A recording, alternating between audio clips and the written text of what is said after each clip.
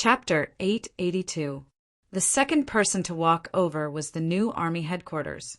Tiger's Mane, who was dressed in a general's uniform, led the way. The deputy commander and other military personnel followed behind him. Their appearance caused a burst of cheers in the square. After the military, the first group to appear was the Tatar division. After the expansion, they had 20 battalions. They appeared in formal attire and attracted a lot of shouts from the central square. The next group to appear was the recruit division. They received the most cheers because many of their relatives were the people of the origin city. With the help of their relatives, their momentum was naturally great.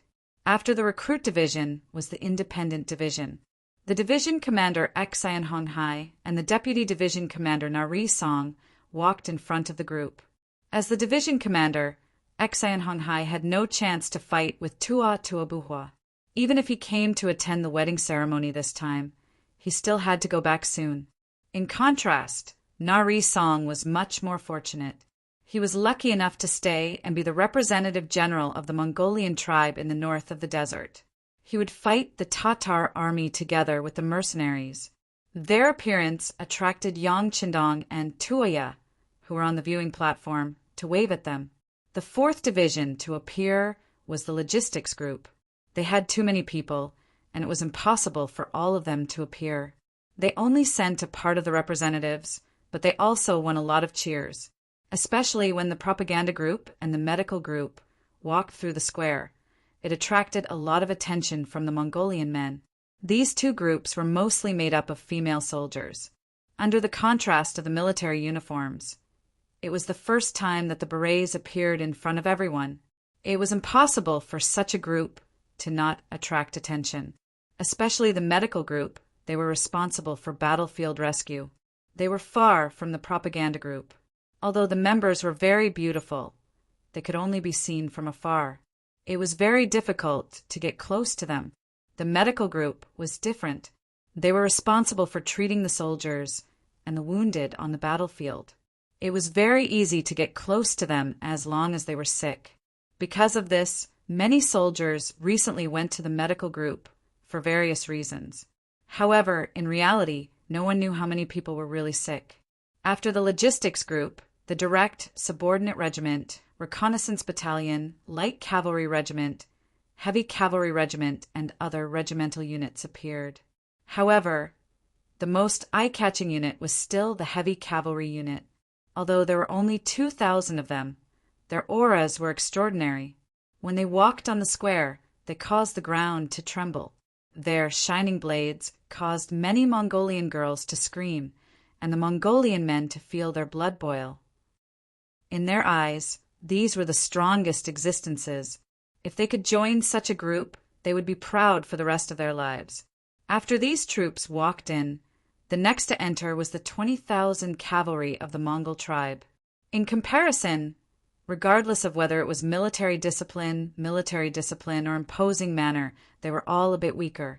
Fortunately, Princess Tuoya was waving her hands at them from the viewing platform, giving them support. Only then did they not lose so much face. These 20,000 men were the 20,000 that the Mongol tribes had requested to join the battle. Originally, they had thought that they were here to split the benefits and show their faces. However, it seemed like their appearance had caused the atmosphere to become a little awkward. But no matter what, the fact that they were able to appear here was already a victory. They originally thought that the war god might not agree to them coming out to take advantage of the situation. However, they did not expect that the war god would agree so quickly. This allowed them to feel the war god's friendly attitude, and they were determined to perform well on the battlefield. After the Mongol tribe walked in, the last to enter was the ferocious Tiger Regiment. Different from the cavalry, this time they walked in. All of them carried the Type 95 on their shoulders and were equipped with shining blades, making it difficult for them not to attract attention. However, what was even more unexpected was that when the 3,200 men walked in front of the viewing platform, the leader, Xiaofeng, suddenly shouted, "Look to the right!" With this order, the ferocious Tiger Regiment soldiers, who were walking in unison, suddenly changed their pace.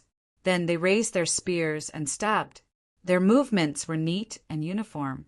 Under the sunlight, the shining bayonets drew a beautiful arc in front of the 200,000+ spectators. This was a standard military parade, and only the real Lung Feng could perform this standard action. It was a pity that there was no military song to accompany it. However, the appearance of the Lung Feng ferocious tiger regiment still stirred up the atmosphere of the entire plaza, especially when they walked behind the 20,000 Mongol tribe cavalry. Compared to their laziness, the appearance of this neat group of soldiers stood out even more. The military parade lasted for nearly 6 hours, from morning to afternoon. As the ferocious tiger regiment marched out of the square, a few large balloons suddenly appeared in the sky. Countless flowers that had been prepared beforehand scattered down from the sky, giving people the feeling that divine flowers had descended from the heavens, or that fairies were scattering flowers. On the viewing platform, Tuoyu was extremely excited. She hugged Yang Qindong's arm tightly and looked up at the sky in surprise. Yang Qindong's lips were constantly curved in a smile.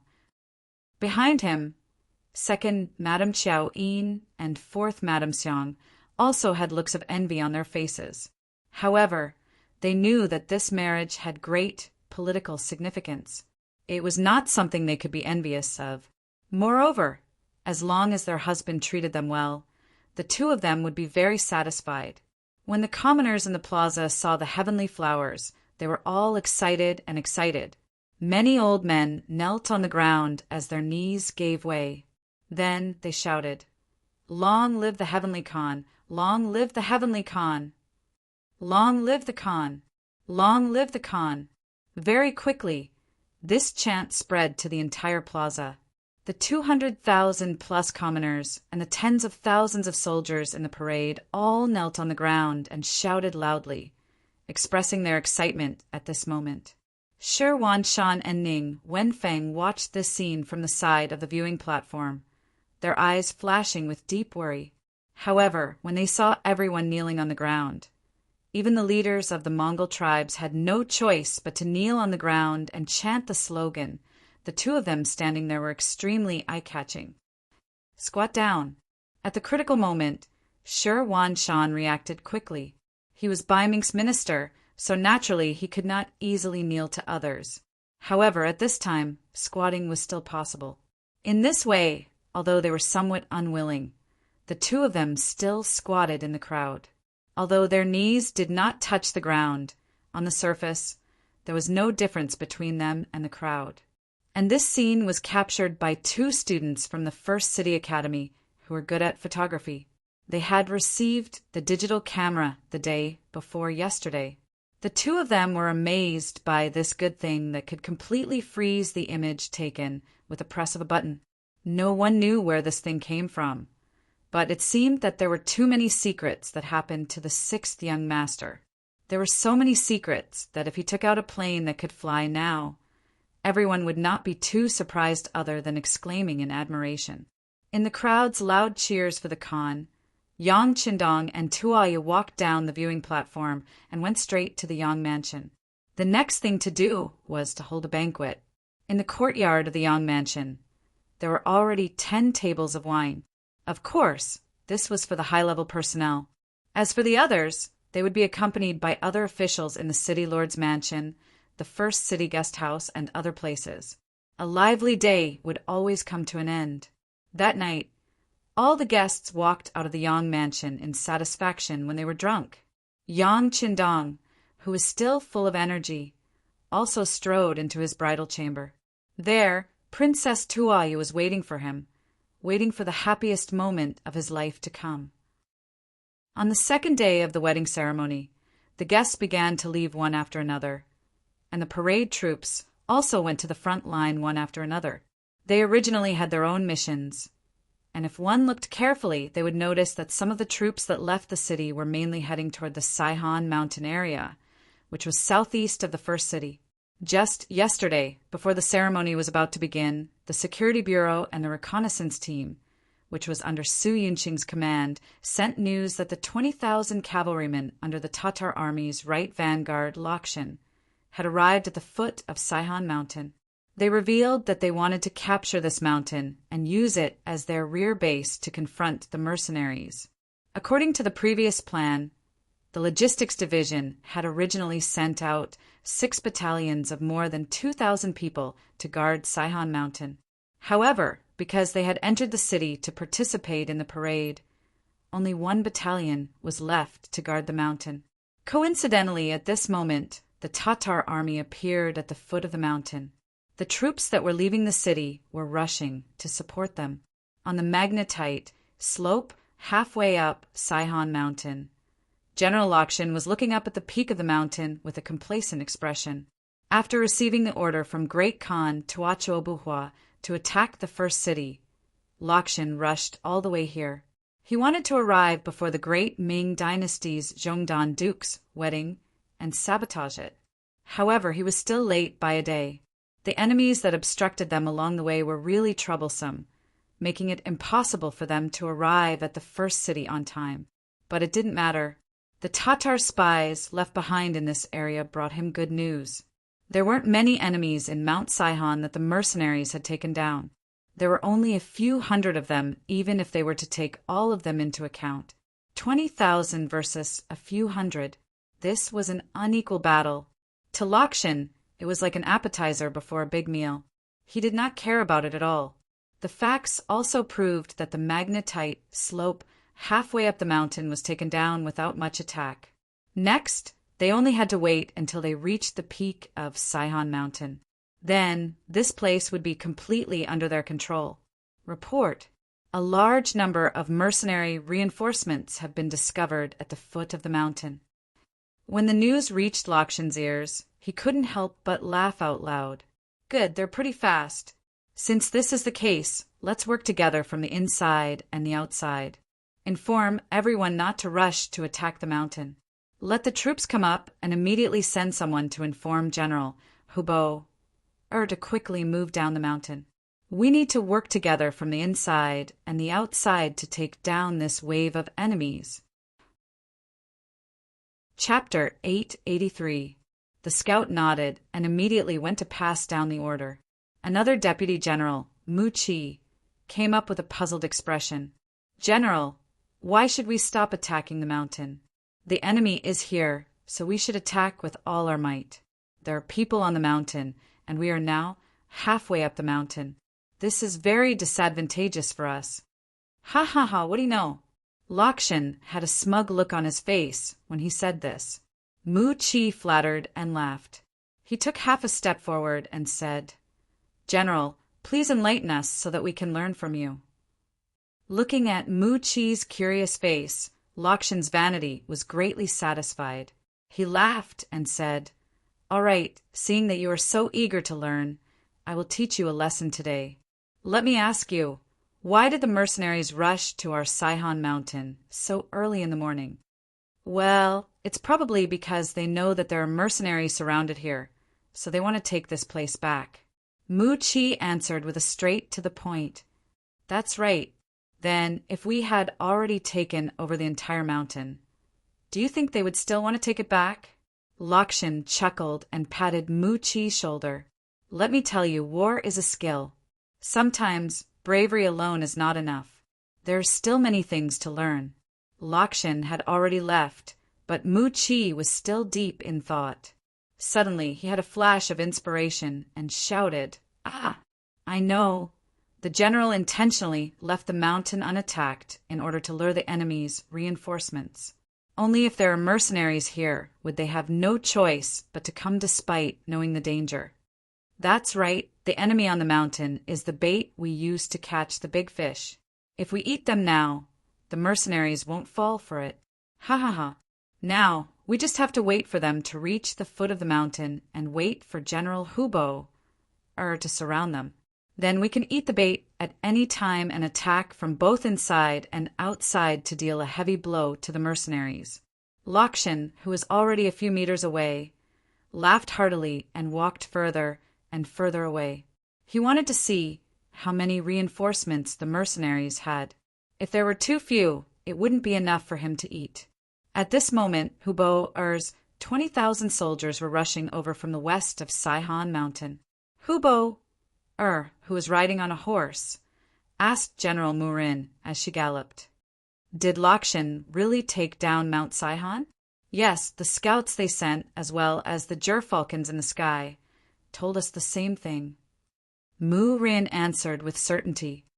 "Then are you sure that there's only one battalion of mercenaries on Saihan Mountain?"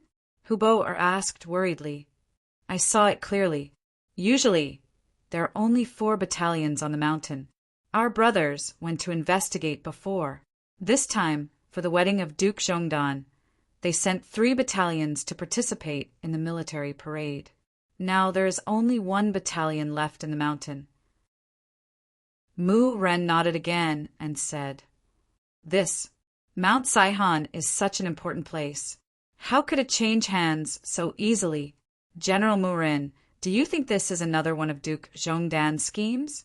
Hubo-Er was still worried and continued to ask. "That shouldn't be the case. Our men just sent a report from the origin city.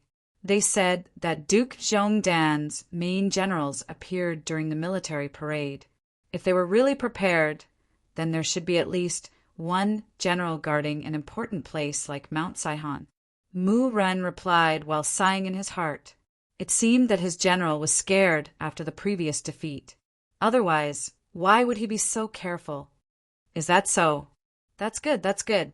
After asking a few questions and not finding any problems, Hubo-Er finally relaxed. She then said to a guard beside her, "Go and inform General Hulin of the Vanguard. Tell him to speed up, as long as we report to him. Even if the mercenaries have some tricks up their sleeves, it won't be that easy for them to take down our army of 40,000. Hubo-Er was very careful. As the saying goes, once bitten by a snake, twice shy. This was exactly what he meant. He was worried that Yang Qindong would play tricks again, so he wanted to be closer to Lakshan. That way, if the situation changed, he would be able to provide assistance. However, he did not know that this was exactly what his opponent did not want to see. On the battlefield, only by not letting the opponent feel comfortable would one feel comfortable. This was a principle that had not changed since the ancient times. As such, when Hubo-Er's troops wanted to get closer to Mount Saihan, they encountered more and more resistance. There were a total of 10,000 Mongol soldiers in this region. The vanguard general, Hulin, had already encountered many waves of enemies, ranging from a few hundred to a few thousand. Fortunately, the other party's combat strength was very ordinary, and most of the time they used arrows to attack from afar. Once he became serious and launched a charge, the other party would retreat again, as if they had no intention of tangling with them. It was also as if their combat strength was mediocre, and it was difficult for them to be a match. This situation was somewhat abnormal, so Hulin sent someone to report the situation to General Hubo-Er. Very quickly, he received a confirmation. "Don't worry about them. They just want to stop us from meeting up with General Lakshan. The more they do this, the faster we need to get to the foot of Mount Saihan."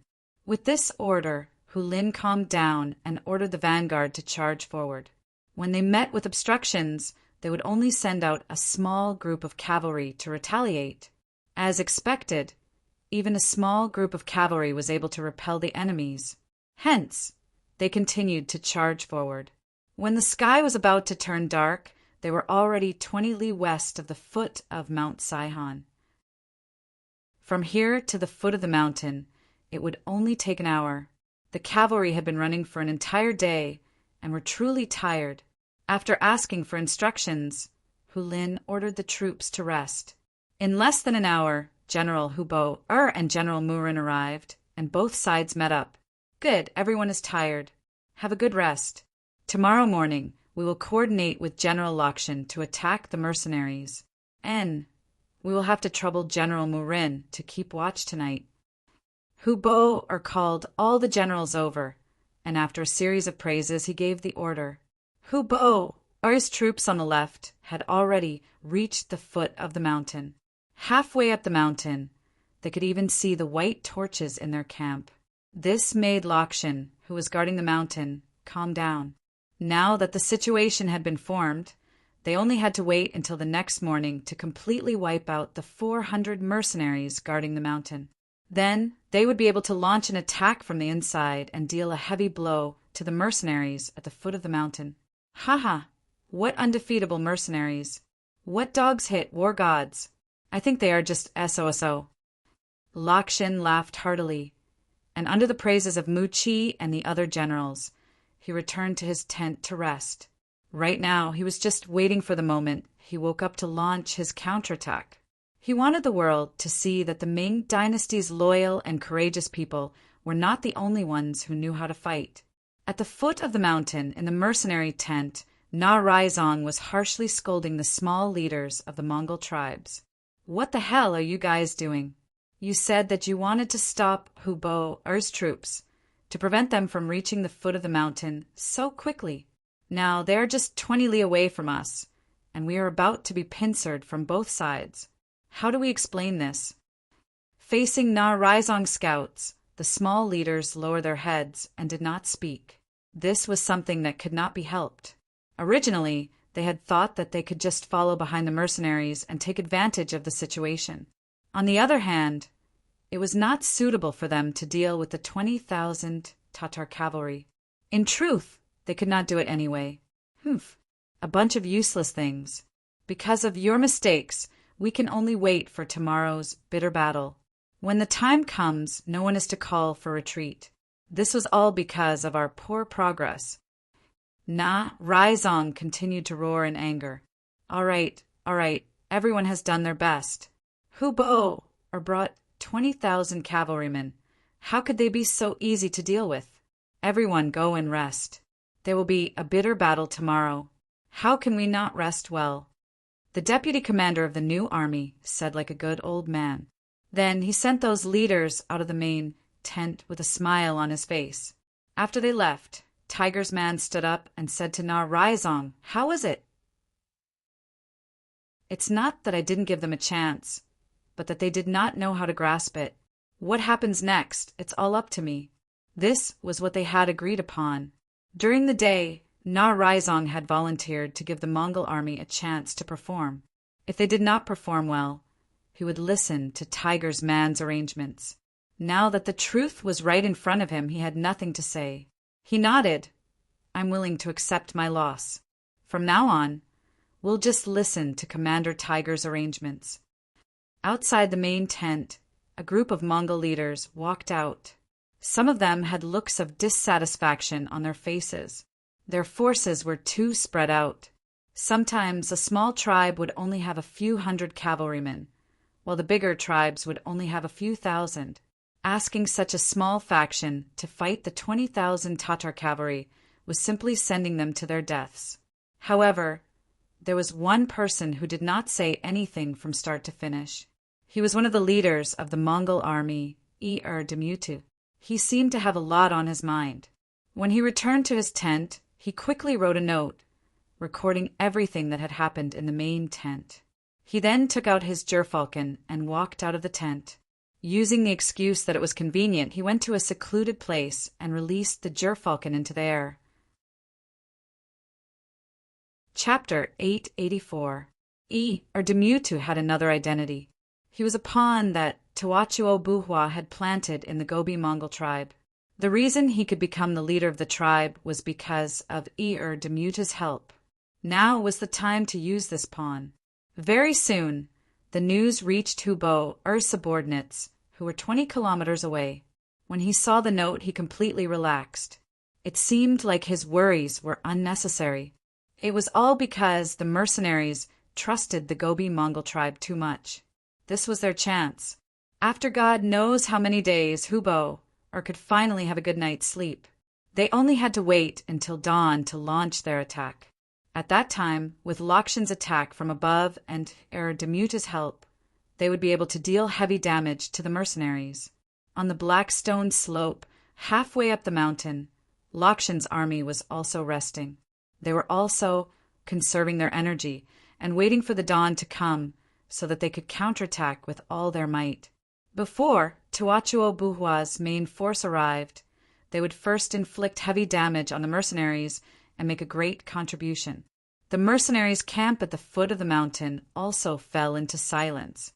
They were ordered to rest early after dinner, as though they were also preparing for the upcoming battle. However, very few people knew that the time they chose for the battle was not dawn, but the middle of the night. When it was the third night watch, which was the wee hours of the morning, the mercenary camp suddenly sounded a hurried whistle. The horn for an emergency assembly was officially blown. Countless soldiers in neat military uniforms walked out of the large tent, holding their sabers and leading their horses as they began to assemble. Although it was still pitch black at the top of Saihan Mountain, the densely packed mercenaries were already waiting with their swords in hand, ready for battle. The top of Saihan Mountain, which was where Lakshan's bait was not like what the outside world had guessed. There was only one battalion, but there were 20 battalions. In the past few days, the number of water carts delivering water to the top of the mountain had suddenly increased. However, few people knew that every carriage that went up the mountain was filled with mercenaries. They used the excuse of delivering water as an excuse to sneak into the mountain. All of this was part of Yang Qindong's plan. He wasn't a god, so he naturally didn't expect the Tatar army to use this as an attacking point to start the first battle. The reason why he had arranged for 20 battalions of soldiers and horses to be stationed here was to have an opportunity to deal a heavy blow to the Tatar army. However, he did not expect that it would come in handy so soon. The person in charge of hiding and guarding the mountain was none other than Su Yunsheng, who had just been promoted to captain of the reconnaissance team. This Su Yunsheng was an old man. When Yang Qindong was fighting in the southern Ming dynasty, he had served in the military. It could be said that he was a person with many military achievements. However, considering the importance of scouts and the extremely high standards of personnel, his official position was not high. However, as a regiment commander, he was given the rank of senior colonel, which was enough to prove his worth. If there came a day when he was no longer willing to work in the reconnaissance group, he was more than qualified to be a division commander. The mercenaries had their own security bureau, but it was hard to guarantee that the other forces would have their own intelligence organizations. Knowing that it was very likely that the senior officers under his command had already been targeted, Yang Qindong did not use them this time. Instead, he sent Su Yunsheng, who had always been elusive, to the mountain to be in charge of this undercover mission. Tian Hu and Bai Shuang were also on the mission with Su Yunsheng. They were all outstanding students in the First City Academy, especially in the field of military studies. This time, the two of them were assigned to cooperate with Captain Su in the battle, which was also a chance for them to participate in actual combat. 3 smart people, 3 capable people gathered together, so their strength could be imagined. When they received the report from the foot of the mountain that someone had set their sights on Mount Saihan, the 3 of them discussed and decided to beat them at their own game. They took the initiative to give up the magnetite slope halfway up the mountain. While showing weakness to the enemy, they were also looking for the best opportunity. Originally, the 3 of them were a little distressed. If Lakshan's troops attacked the top of the mountain, what would they do? They didn't expect the other party to cooperate with them so much that they would surround them but not attack. This made the 3 of them overjoyed, and at the same time they arranged for the 20 battalions to rest early. At around 11 o'clock at night, they woke everyone up and prepared for the night attack. Night battle was one of the subjects that the mercenaries often trained in. When their nutrition could completely keep up, the so-called night blindness had nothing to do with them. With such a foundation, they already had the conditions to fight at night. And tonight was the time for them to launch a large-scale counterattack. Didn't Lakshan want to launch a 2-pronged attack? Well, then let's give him a taste of his own medicine. Let's launch a 2-pronged attack and completely annihilate him. The timing was a few hours earlier than the other party's attack, and they were already prepared. This allowed the mercenaries to gain the upper hand and have more chances of winning. In the early hours of the morning, the mercenary camp at the foot of the mountain became lively. With a flash bomb that lit up the sky for half a day, the general attack began. Troops began to attack Mount Saihan one after another. The sudden attack caught the enemy, who was resting on the magnetite slope halfway up the mountain, off guard. Lakshan came out of the large tent. As he put on his armor, he asked Mu Chi, who had rushed over, "What's going on?" "I'm not sure yet, but it seems like the mercenaries launched the attack in advance." Mu Chi replied with a puzzled expression. "Attacking at night or charging up the mountain? Humph. I really don't know who gave the mercenaries the courage to face the enemy like this." "Oh, right. There's still a battalion of enemies on the mountain. There's no need to keep them here. Quickly send people to take them down." Lakshan's face revealed a cold expression. Although the mercenary strategy of attacking in the middle of the night was somewhat unexpected, he had the higher ground and did not slack off in his defense at night. It would not be easy for anyone to attack up the mountain. He only needed to wait until dawn, when his vision was no longer obstructed, and then he could lead the main force to launch a counterattack. However, would the mercenaries give them a chance to launch a counterattack? Just as Lakshan was still giving orders to Mu Chi, deafening battle cries suddenly sounded from the top of Mount Saihan behind them. 8,000 mercenaries charged down the mountain like ferocious tigers. Poor Lakshan. He had never taken the mercenaries on the mountain seriously, so he only arranged for 1,000 soldiers to defend. Logically speaking, 1,000 soldiers should be enough to fight against 400, but 1,000 against 8,000 was not a small difference. The 1,000 Tatar army did not even have time to figure out what was going on. They were greeted by a rain of arrows. Hundreds of people were injured and killed by the arrows. Then, their defensive line was instantly overwhelmed by the mercenaries who rushed down the mountain. Su Yunsheng, who was mixed in with the army, laughed loudly and waved the saber in his hand as he shouted, "Comrades, it's time to perform meritorious deeds. Charge! Charge!" Tian Hu and Bai Shuang also shouted crazily, their eyes flashing with excitement. The sudden appearance of the 8,000 mercenaries made the Tatar army dizzy. They had no idea where so many enemies had come from. Lakshan continuously mobilized his army to stop the Tatar army while lighting 3 bonfires that he had prepared beforehand. This was a signal for reinforcements. If the situation became dangerous, he would be able to use this to call for help from Hubo or his subordinates. The sudden movement of the mercenaries naturally did not escape the eyes of Hubo or scouts. After the news was reported, Hubo got out of bed and saw the 3 bonfires lit. This made him very confused. What's going on? The battle has just begun. Why is General Lakshan asking for help? Are the mercenaries really so brave that they have already reached the middle of the mountain? Impossible. Mu Rin shook his head. The magnetite slope is a gentle slope that is about 2 li long. Although it is not very steep, it is long. The mercenaries could not have reached the middle of the slope so quickly. That's right. The terrain there is easy to defend and hard to attack. It is impossible for them to fall so quickly. General Hulin agreed. Forget it. Let's not worry about that for now.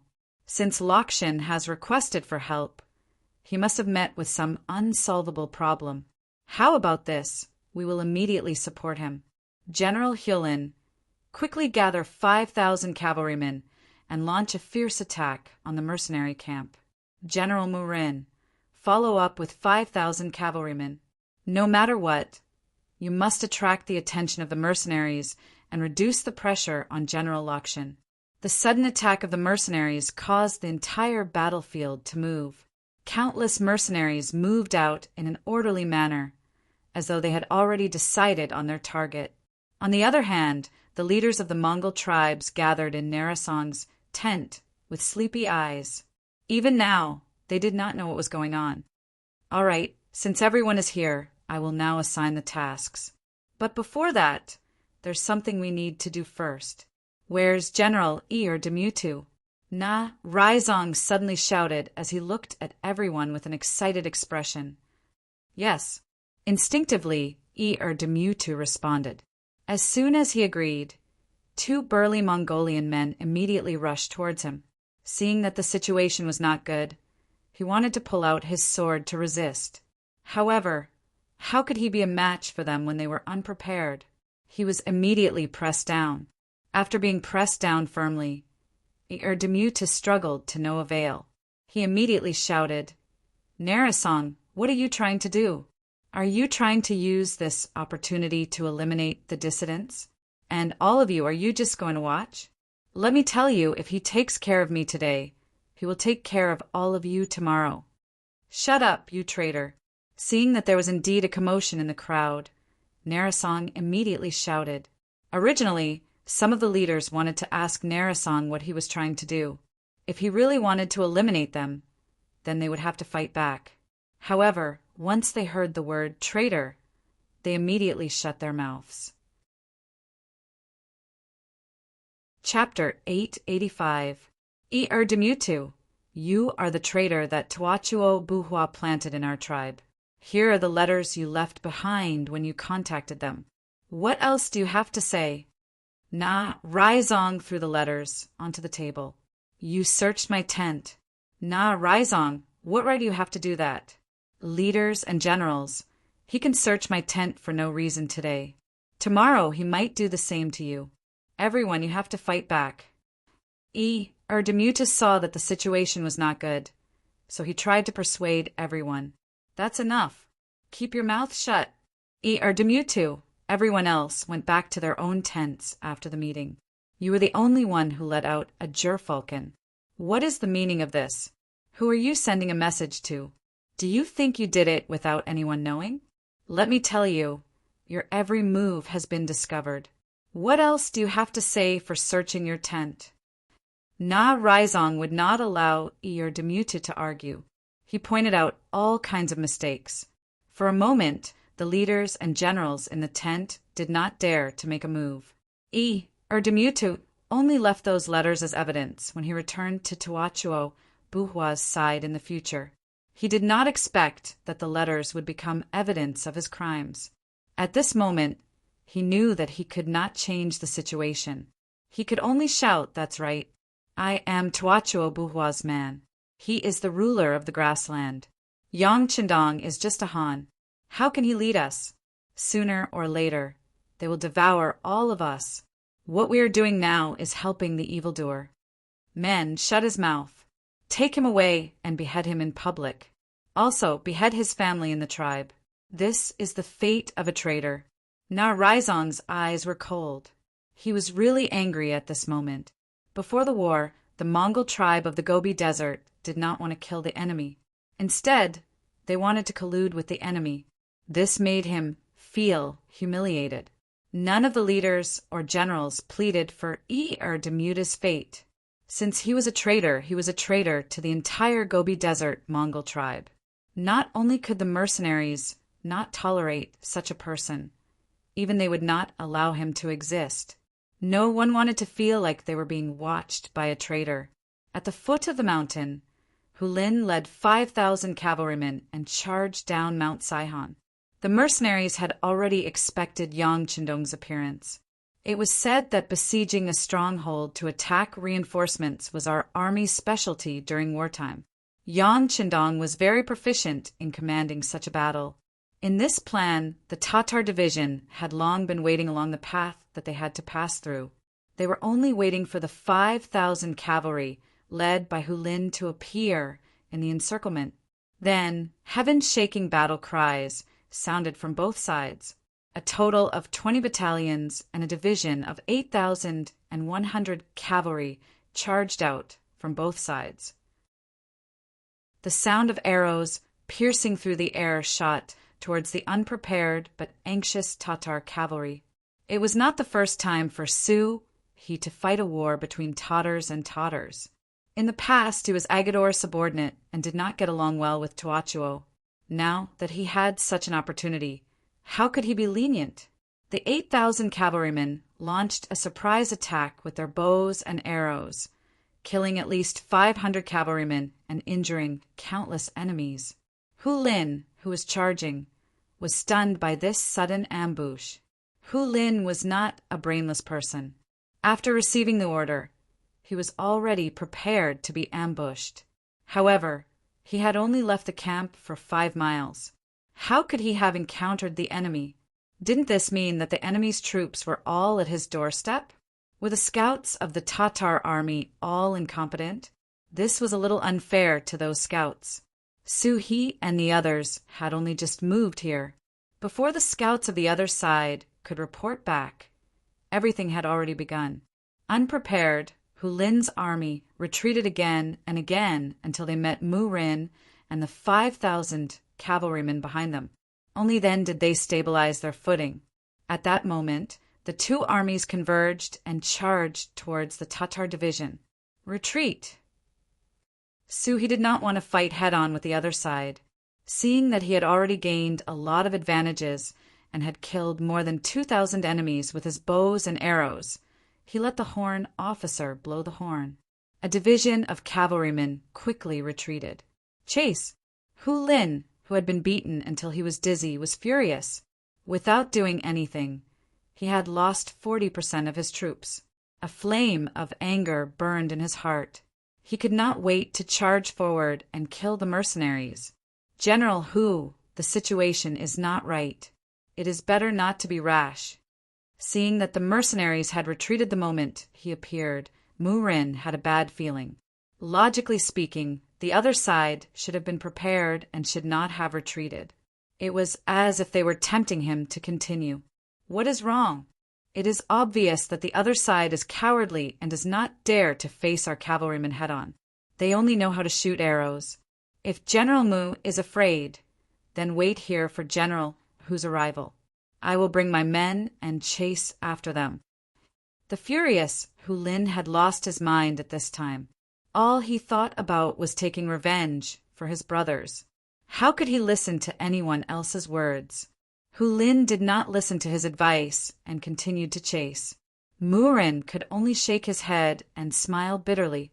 While ordering the army to follow, he also sent someone to report the situation to General Hubo and ask him to immediately send out the necessary reinforcements. Moreover, Hu Lin took the lead, leading the remaining 3,000 cavalrymen in a fierce chase. In just an hour, they arrived at the foot of Mount Saihan. At this moment, the Tatar division that had been retreating earlier had stopped in their tracks and gotten into formation. It looked as though they would charge forward and devour them if they dared to come over. One side had a division of 20 battalions and 8,100 people. The other side only had 3,000 people. Hu Lin was furious, but at this moment he could only suppress his anger and wait for the main force behind him to arrive. The first to arrive was Mu Rin. About a quarter of an hour after he arrived, General Hubo also arrived. Following him were 8,000 cavalrymen. In other words, only 2,000 cavalrymen were left behind to guard the headquarters. What's the situation? The moment Hubo arrived, his gaze first fell on General Su He and the enemy cavalrymen. He then raised his head to look at the dense sounds of fighting halfway up Saihan Mountain. The torches there were connected to one another. Looking from afar, one could still feel the intensity of the battle. General, there are close to 10,000 mercenaries blocking our way. Hu Lin requests to charge. After seeing Hubo Hu Lin was filled with courage. General, the situation on the mountain doesn't seem right. Logically speaking, after fighting for so long, General Lakshan should have chased the mercenaries down the mountain. Why is it still in a stalemate? Mu Ren raised his head to look at the mountain with a puzzled expression. Even if the mercenaries suddenly attacked, with the terrain, Lakshan should have chased them down the mountain very quickly. How could the battle still not end after 2 hours? Although they were too far away and couldn't see the situation clearly, they could tell from the battle cries that this wasn't a situation where one side had a complete advantage. Instead, the battle was in a stalemate. This was a very strange thing. That's right, the situation is unclear. Let's wait and see. Since they could not figure out the situation, Hubo decided to be careful and observe the situation. If Lakshin was doomed, then he would retreat immediately and not continue to fight the mercenaries. What's there to wait for? Didn't the report say that the Mongolian tribes in the northeast sent out 20,000 cavalrymen to help the mercenaries? They must be the ones attacking the mountain, causing the stalemate. Humph! These mercenaries sure have a good plan. Using other people's soldiers to attack us. They are using a borrowed knife to kill us. Hu Lin saw that no one was paying attention to him and was extremely dissatisfied. Seeing that Hu Bo was still suspicious, he immediately voiced out his thoughts. Oh, that makes sense. Hearing Hu Lin's words, Hu Bo nodded in agreement. This was enough to show that if he was the commander of the mercenaries, he would also think of a way to use the 20,000 cavalrymen. After all, they were not his trusted subordinates. If they died, it would not be a pity. On the contrary, he would be able to use this opportunity to get rid of his enemies. It was killing two birds with one stone. But will they be so obedient? Mu Ren raised his own objection. That was 20,000 cavalrymen. Their military strength was no less than the new mercenary army. They would be so obedient. If someone told them to charge, they would charge even if they knew it would be difficult. They would even charge even if they would suffer heavy losses. That makes sense. Hu Bo nodded. Originally, he wasn't such an indecisive person. But after losing to the mercenaries in Tulu City, he was really scared. Now he was very careful and cautious in everything he did. The commander was hesitant, but this made Hu Lin anxious.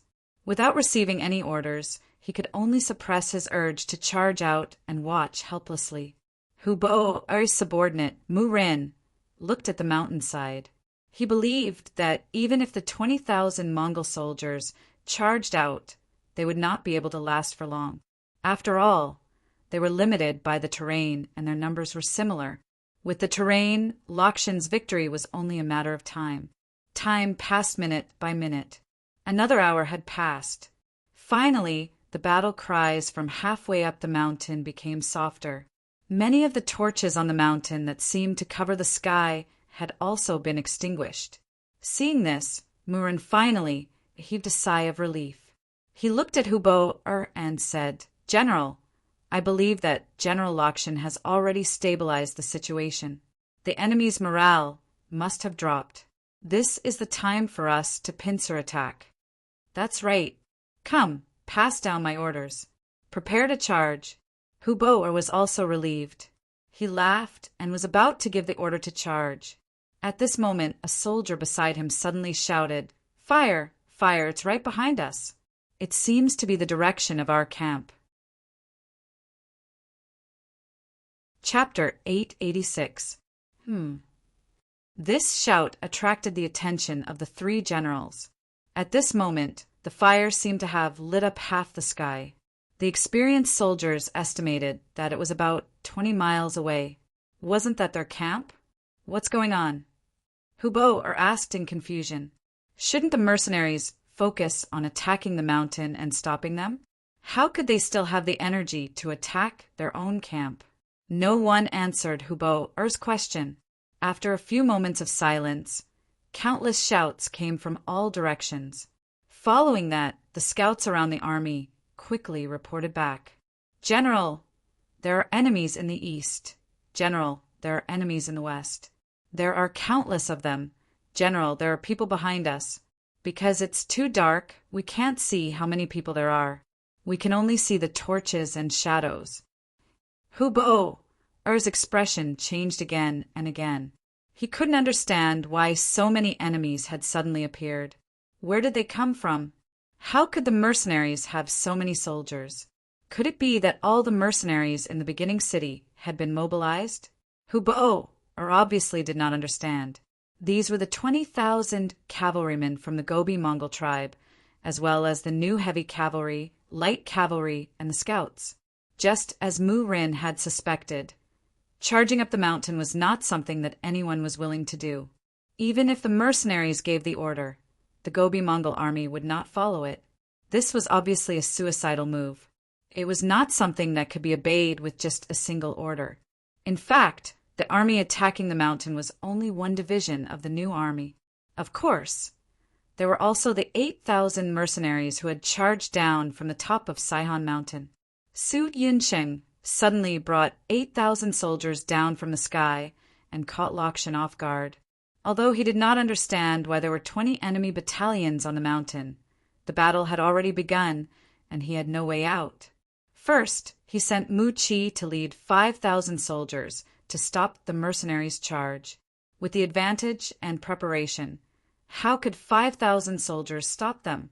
In less than an hour, the army was defeated and Mu Qi died in the battle. At this moment, the new division of the new army began their attack from the foot of the mountain. For a moment, Lakshan was attacked from both sides, and the situation was critical. Taking advantage of the chaos in the Tatar army, Su Yunsheng rushed down the mountain, broke through several enemy lines of defense, killed his way to the pass of the Blackstone Slope and seized it. No one stopped them anymore. The recruits at the foot of the mountain successfully ascended the mountain. After the two armies met, they had a huge advantage in terms of numbers. They charged straight for Lakshan's army. Amidst the chaos and the death of their general, the morale of the Tatar army plummeted. They were no match for Su Yunsheng and Lu Zhuo. Amidst the chaos, many Tatar cavalrymen dismounted and surrendered. Only Lakshan and his 5,000 cavalrymen continued to resist. The chaotic scene that Hubo, and Muren saw at the foot of the mountain was exactly this moment, and it was completely different from what they had guessed. It wasn't Lakshan who was killing the mercenaries, but the mercenaries who were fighting back. They only had 5,000 cavalrymen, and they were all panicking and low in morale. How could they be a match for the mercenaries who were full of fighting spirit? After a few attacks, the formation of the army was in chaos and their morale was low. In less than an hour, Lakshan had died, and his cavalrymen had either died or surrendered. The battle at the waist of the mountain had ended, and the next step was to deal with Hubo's troops at the foot of the mountain. According to Yang Qindong's words, it was like eating one and watching one. Now that they had finished eating, it was time to eat the one they had been watching. Hubo had made the wrong judgment, thinking that they had the advantage in the chaos at the waist of the mountain. Due to the wrong analysis of the situation and the mistake of not choosing to escape, they had completed the encirclement in the 2 hours they had been at the foot of the mountain. 20,000 cavalrymen were currently charging towards Hubo's 16,000 cavalrymen from all directions. The first to act were the mercenaries, and Tiger's man personally led his troops to attack. An independent division was not part of the first army, and Tiger's man could not stop them. However, the only thing he could do was to transfer the 6-gun battalions from the independent division to the army. Now, the first one to charge at them was this gun squad. More than 2,000 pitch-black muzzles from the 6 battalions rang out, landing in the midst of the Tatar cavalry, drawing out streams of blood and taking away the lives of several hundred cavalry. "Break out! All of you break out!" Seeing that the enemy in front of them had guns and was so ferocious, Hubo had no choice but to give up on the idea of joining forces with Lakshan. Instead, she rode her horse out. She had no idea how many enemies there were outside, and in the darkness, she could not determine the enemy's strength. The only thing she could do was try her luck and charge in all directions. Chase! The Tatar division commander, Su, he saw that the enemy was about to escape, and he immediately led his 8,000 troops to give chase.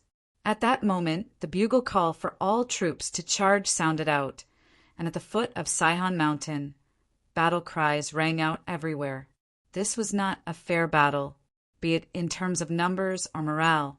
Before the battle even started, the Tatar cavalrymen were already in a passive position. Compared to the Tatar army that was like a headless fly, there were enemies everywhere, and they did not know when an arrow would land on them. As there are simply too many enemies, in order not to become a target, they even extinguished their torches. This caused many of them to run straight to the mercenaries and be killed or captured. The chaos on the battlefield lasted from night till dawn, and the mercenaries and the Mongol tribesmen killed and captured until dawn. Close to 20,000 Tatar troops were wiped out in one night, and in the end, only Hubo Murin and a few hundred others managed to escape. Even Hu Lin was killed by arrows. The North Ming Xian Mansion's commander-in-chief, who was also the commander-in-chief, Shi Wanlin, and the deputy commander-in-chief, who was also the commander-in-chief, Ning Wenfeng, used the excuse of returning to Lu City from Shi City as an excuse to pass by the battlefield and witness the end of the battle. They saw that the Tatar army lost 40,000 cavalrymen in just one night. Among them, 10,000 were killed and 30,000 were captured. The two of them remained silent. This kind of result was unimaginable. After having a direct understanding of the mercenary strength, they began to worry. If one day they were to become enemies with the mercenaries, would they be beaten like the Tatar cavalry without any strength to fight back? Compared to the two Ming generals who were depressed, the 20,000 Mongol tribesmen were overjoyed. On this very night, they captured 10,000 enemies and seized countless war horses, swords, and spears. However, they had only paid the price of less than 500 casualties. Such a huge victory was hard to come by in 100 years, and at this moment they were filled with admiration for the strength of the mercenaries. It also made many of them more determined to follow the Heavenly Khan. The new army captured 20,000 enemies and 2,000 died in the battle, and 3,000 were injured. This was mainly because they were heavily injured in the Battle of Xianshi Slope. However, this loss was nothing compared to what they had gained. Not long after, when the results of the battle reached Shi City, the entire city cheered and shouted, "Long live the Heavenly Khan!" as they walked on the streets to celebrate. Inside the Yang mansion, compared to the silence outside, it was unusually quiet. Considering that the sixth young master had too many important matters to consider, the commoners within 2 miles of the Yang mansion were all cleared to create a quiet environment for him. Of course, because of this, his safety was much more guaranteed. Yang Qindong sat in the courtyard, and in front of him was the latest battle report. His right hand gently placed the report on the stone table, and Yang Qindong stood up and tidied his clothes. He knew that it was time for the final battle with the Tatar cavalry. Since the establishment of Shi City, it was first Agar Dorji from the Tatar tribe who brought 50,000 soldiers to find trouble with him, and then who brought 50,000 soldiers to find trouble with him. Now that they had all been defeated, Tua Buhua had finally appeared. He had brought 80,000 soldiers, and in the first battle he had killed 40,000 enemies. It must be very painful for him. I'm a good person, and I like to do good deeds. Let me end your pain. Yang Qindong smiled and walked out of the Yang family manor. On a huge plain north of Saihan, the mercenaries and the Tatar cavalry finally met.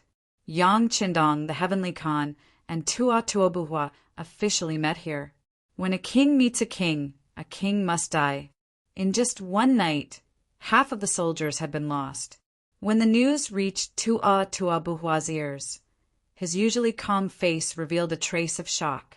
Soon after, Hubo and Murin, who had escaped, were brought to his main tent. Tua Buhua's figure wasn't very tall. He was only 73 meters tall, and his weight of 120 kilograms made him look even less burly.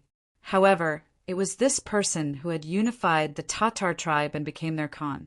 Once upon a time, Tua Buhua had caused many people to not be able to eat or sleep well. He had also caused many people to fear and hate him, including the great Ming dynasty and the Walla's leader, Yeshen. But now he had been beaten to such a state. He was not willing to accept this. After hearing Hubo's report, Tua Buhua stretched out his right hand and pointed at the trembling Hubo. Then his finger moved and landed on Murin. A defeated general must be punished. Otherwise, how can he lead the army? Men, drag him out and behead him in public. He'll be sacrificed to the army. Ah, Great Khan, no. I'm willing to be the leader of the suicide squad. I only ask that you give me a chance. "General Hu, save me, save me." Amidst the shouts, the Mu Rin was dragged out of the main tent. Hubo was left trembling. He knew that just now the Khan had revealed his intention to kill him. He had taken a trip to the gates of hell. Chapter 887. Do you know what to do next? Tuachuo Buhua pointed at Hubo again. I know. I am willing to be the leader of the suicide squad. I only hope that Great Khan will give me a chance to die like a brave warrior. Hubo raised his head as tears welled up in his eyes. Good, I will give you a chance. General Monk, you and Hubo will be in charge of the left and right armies. This Khan will be in charge of the middle army. Let us work together and fight to the death with this great Ming brat. If we win, the glory of our Tatar tribe will be reborn. If we lose, then let us turn into a pile of yellow soil and be buried here forever. Yes, another burly man in armor in the main tent responded, and then half knelt on the ground. Right now, Tuachuo Buhua still had 30,000 elite Tatar cavalry and 10,000 ordinary cavalry. In terms of numbers, the mercenaries had 50,000, including 20,000 from the Mongol tribe. The difference in numbers was 10,000. However, Tuachuo Buhua was leading the most elite Tatar cavalry. On the battlefield, they could take on 3, 5, or even more. Just from this point alone, they still had a chance of victory. At this point, Tuachuo Buhua did not want to retreat anymore. With 40,000 cavalry, he could go to other places and become a king.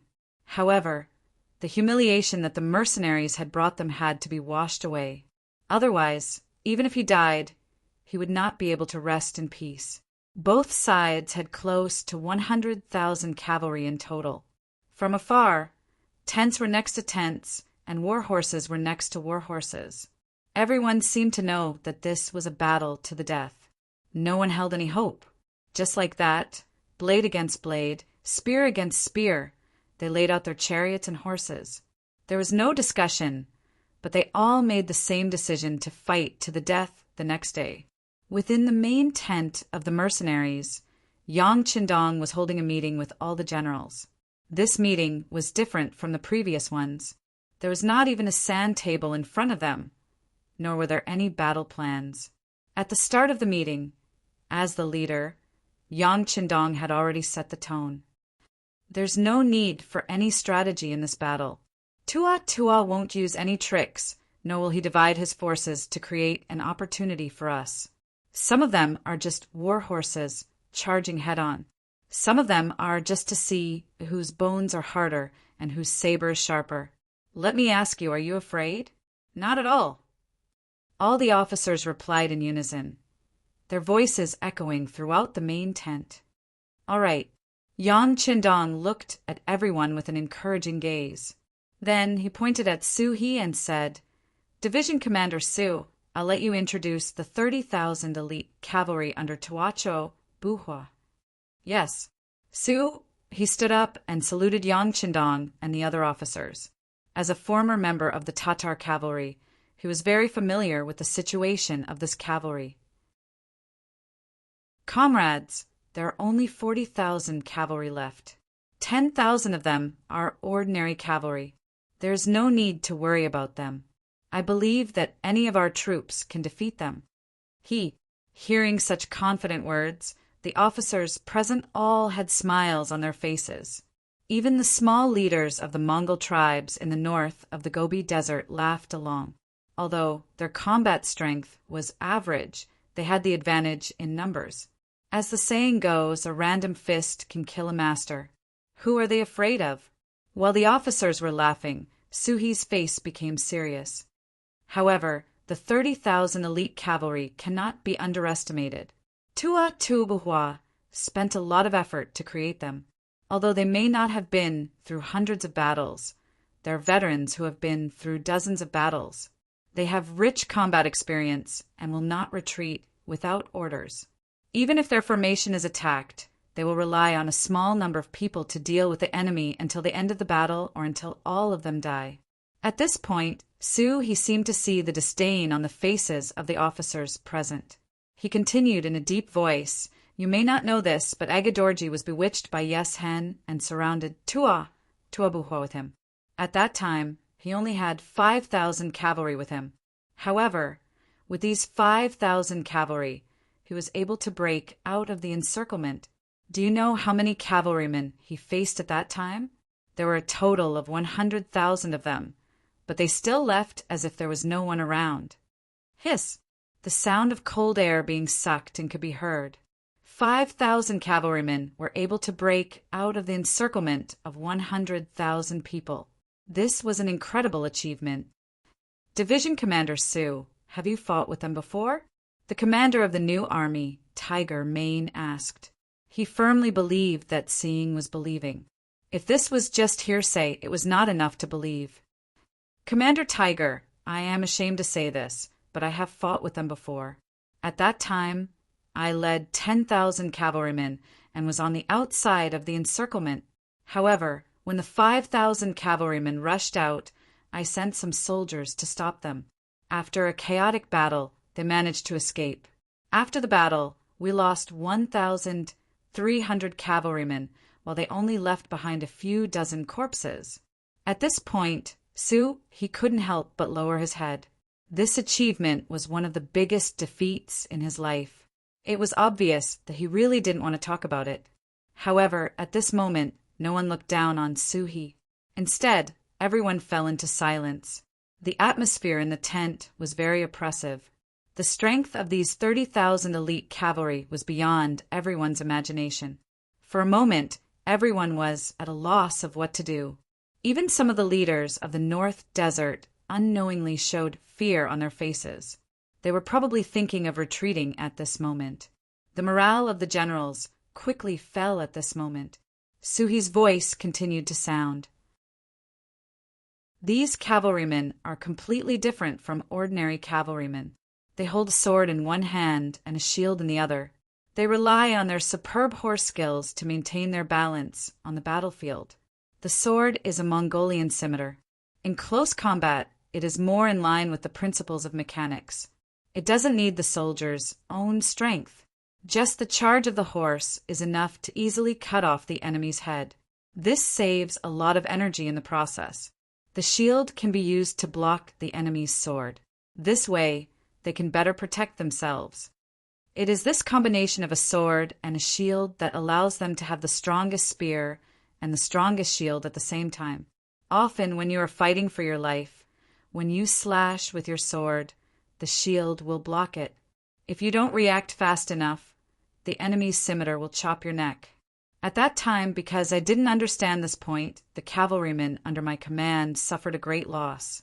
Even the dozens of cavalrymen who were able to kill the enemy were only able to achieve a small result because of the crowd. After explaining everything he knew and understood, he saluted Yang Qindong and returned to the group. Then, everyone's gaze fell on Yang Qindong. In many of their hearts, this was the god of war. This was the 100 victories general. The battles under his command would never fail. When everyone's gaze fell on him, Yang Qindong's originally calm face revealed a trace of a smile. "Haha, the strongest shield and the strongest spear. Interesting, but I don't know how strong their shields will be when they are faced with muskets. Ha ha ha ha ha." With just a few words, the atmosphere in the main tent instantly relaxed. That's right, no matter how strong you are when facing the muskets and cannons, can you really be invulnerable? Everyone laughed, and the original atmosphere was no longer that oppressive. Yang Qindong timely stretched out his hand and pressed it down. For a moment, the tent became quiet again. We have muskets and powerful cannons, but I don't think these are the treasures that can defeat all opponents. If we want to become the strongest cavalrymen in the world, then we are destined to gather the strengths of others and the strengths of others. We must learn from each other's strengths to make up for our weaknesses. In the end, we will become the invincible and undefeatable cavalry of the prairie. The 30,000 elite cavalrymen of the Tatar Empire may be very strong, but in my opinion they are more like a whetstone blade that sharpens us. Let's put it this way. I am preparing to build another division. This division will be called the 1st Cavalry Division. It will have 3 regiments, each with 5 battalions, a total of 6,000 men. This division commander, 3 regimental commanders, and 15 battalion commanders will not be appointed based on seniority or nationality. It will all be based on personal strength. It will all be based on personal bravery and merit. Their treatment is far better than the other units. It is the same as the current Cold Vanguard unit, or even better. Let's put it this way. To be able to enter this division, one's whole family will ascend to heaven. When a Han rider enters the division, a hero's plate will be hung high in the family, and it will be respected by the world. When a foreign rider enters the division, he will be registered as a Han citizen. From a soldier to an officer, he will be able to bring one of his family members to be registered as a Han citizen. If he is promoted, he will be able to bring his whole family to be registered as a Han citizen.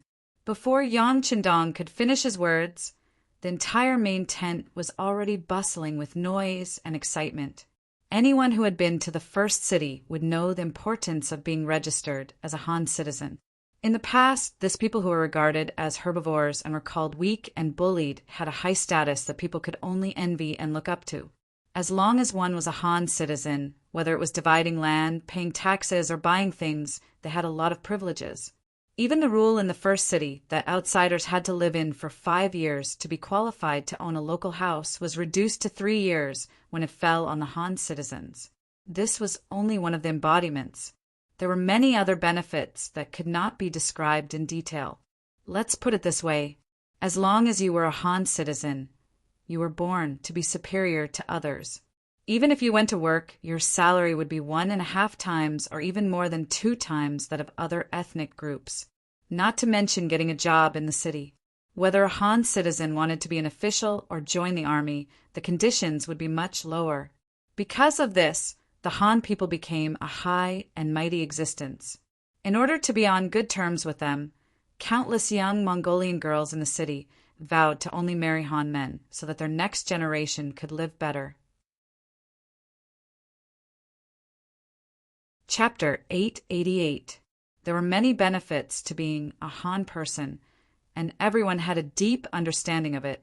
Fortunately, the Han people did not have the habit of bullying other races, or rather, they did not have the time to develop this habit. Although the other races were somewhat dissatisfied, they could not find a reason to express it. However, it was undeniable that they also yearned to become Han people in their hearts. It was just that there was no opportunity to obtain this power. For example, one of the higher-ups in the army, the Tatar division commander Su He, was still a Tatar. Even such a general could not become a Han person, let alone others. This matter of promotion could only be an idea. But now, Yang Qindong formally raised this issue in front of everyone and gave the corresponding conditions. As long as they could meet these conditions, they would be promoted. This made everyone see hope. Some of the small tribal leaders who originally wanted to retreat were also moved because of this. They clenched their fists tightly and had an appearance of wanting to perform well. Everyone's morale was completely stimulated by Yang Qindong's words. The conditions are there. If you can kill 3 Tatar elite cavalry, you can join the 1st Cavalry Division. If you kill 4 people, you will be a squad leader. If you kill 5 people, you will be a deputy platoon leader. If you kill 6 people, you will be a platoon leader, and so on. In short, the opportunity is in front of everyone. How to fight for it is up to everyone. Of course, if you are not the opponent of these elite cavalry, then retreat. I will use guns and cannons to solve everything in the end. Where to go, everyone can choose. At the end of the meeting, Yang Qindong gave everyone a reassurance that the 30,000 Tatar elite cavalry who were invincible in the eyes of others were not in his eyes. The reason why he did not use guns and cannons was because he wanted to use them as a whetstone to hone the combat power of the cavalry. With such a guarantee, how could everyone be afraid? A war was destined to not be lost. What was important was the performance of the battle process. The Han soldiers were thinking about how cool it would be to hang a hero's plate in their house. The grassland people were thinking about how their descendants would benefit from this action of theirs if it could be done. At this moment, no one was against the war in front of them, and no one showed any signs of fear. In fact, they didn't even want guns and cannons to appear on the battlefield because they only had one thing in mind, and that was how they could perform well in this battle and successfully join the 1st Cavalry Division, so that they could bring glory to their ancestors and be respected by the future generations. Under Yang Qindong's intention, the contents of the meeting were quickly spread out. Then the entire camp was in an uproar. Other than the fierce Tiger Regiment, all the other soldiers were tempted. Regardless of whether they were Han soldiers or foreign soldiers, they all had a goal in their hearts, and that was to perform better on the battlefield tomorrow. At daybreak, many soldiers got out of bed without being reminded. Then they began to sharpen their sabers, wash their horses, check their stirrups, and other things. All of them were ready to do their best and perform well. The sky slowly brightened, and the cooks began to cook. The aroma began to spread in the camp, but at this moment, no matter how delicious the food was, it seemed to give everyone a sense of dullness. At this moment, everyone's eyes were fixed on the enemy camp 10 li away, and killing intent filled the sky. In the Tatar camp, Tuachuo Buhua also began to raise the tent after breakfast. 10,000 ordinary cavalry became logisticians, responsible for the army's food supply and other matters. The 30,000 elite cavalry divided into 3 different directions and began to move towards the mercenary camp. With these 30,000 invincible elite cavalry, Tuachuo Buhua was confident that he could defeat any opponent. Reality would also prove that the Tatar elite cavalry was undefeatable and undefeatable, the strongest cavalry in the world. According to the previous arrangement, Hubo would be on the left, Monk on the right, and he would personally lead 10,000 elite cavalry in the middle. As long as the 3 of them moved together, they would be able to break through the formation of the mercenaries and finally kill their way to that ignorant brat who did not know the immensity of heaven and earth. At that time, they would use the Mongolian curved horses to teach Yang Qindong how to behave and tell him who was the strongest in the Central Plains. With the invincible elite cavalry of this era, Tuachuo Buhua was not afraid of any schemes from the mercenaries. He believed that in front of absolute strength, nothing could stop them from advancing. In the past, Yeshen of the Wara Empire could not do it, and now, Yang Qindong could not do it either. With great ambition, the 30,000 elite Tatar cavalry set out. After advancing for 5 li, 6 li, 7 li, the mercenary camp did not move at all, and a look of disdain flashed across Tuachuo Buhua's eyes. He did not know what kind of game the enemy was playing, but he knew that when there was only 3 li left, his elite cavalry would be able to charge over. At that time, no one would be able to stop them. Pass down the order, prepare to attack. The arrogant Tuachuo Buhua sat on his horse and gave the order to the flag bearer.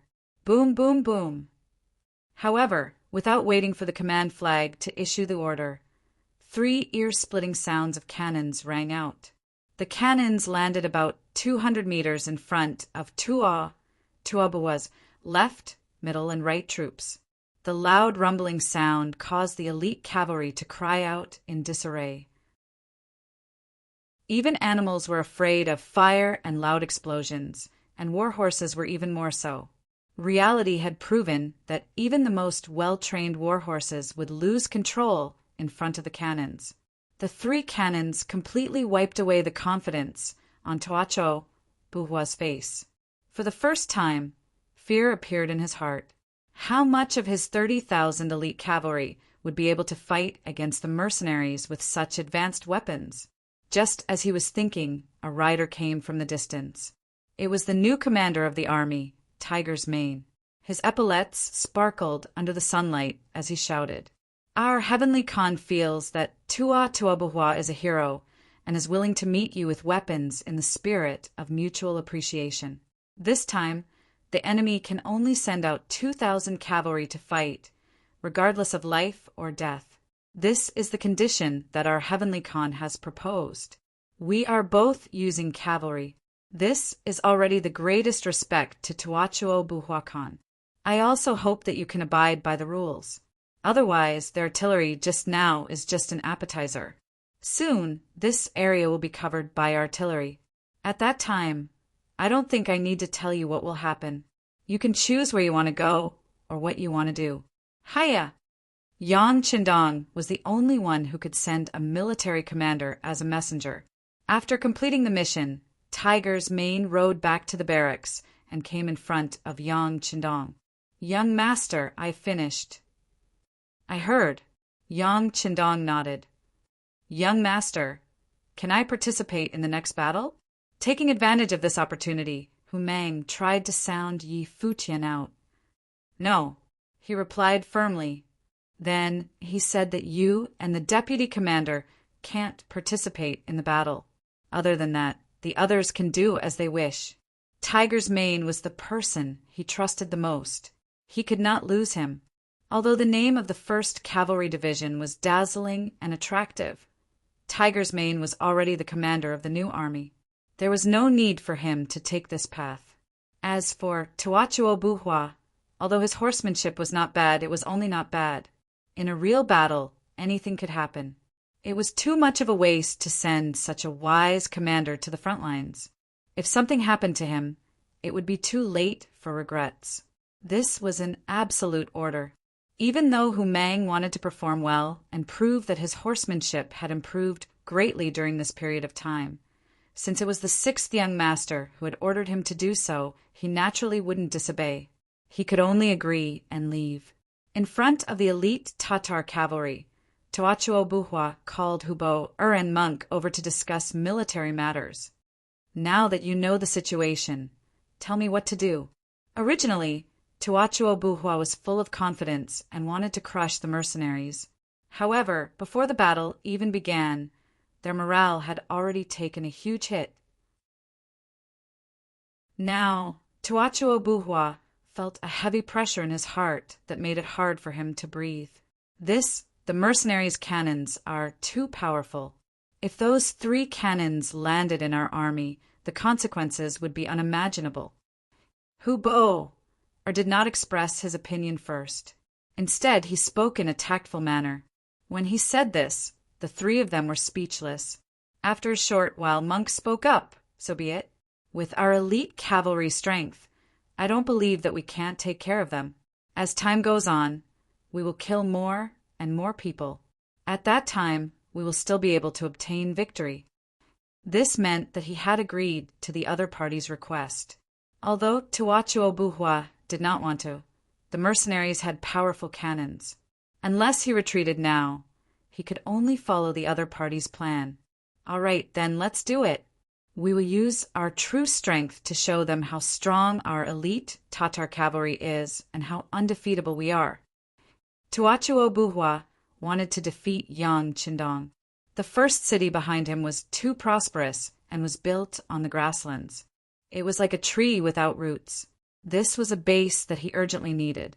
As long as he took down this place, it would not be long before he could repeat the glory of the Tatar tribe. This huge temptation made him unable to retreat. He could only play according to Yang Qindong's rules. The Tatar army agreed and sent out the first group of 2,000 cavalry. This group of cavalry was personally led by Monk. Clearly, they wanted to win the lottery. Facing the 2,000 elite cavalry sent out by the Tatar army, the mercenaries also sent out 2,000 cavalry from the north of the desert. It was clear that the promotion last night had moved many people.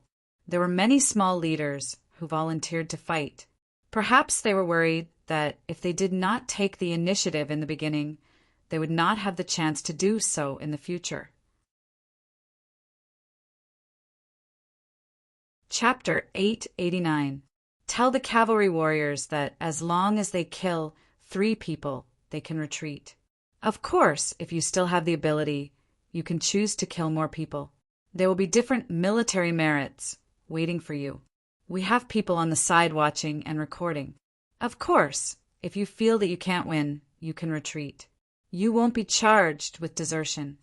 In front of the first echelon of 2,000 foreign tribe cavalry and tens of thousands of soldiers, Yang Qindong made such a solemn promise. He was now the heavenly Khan.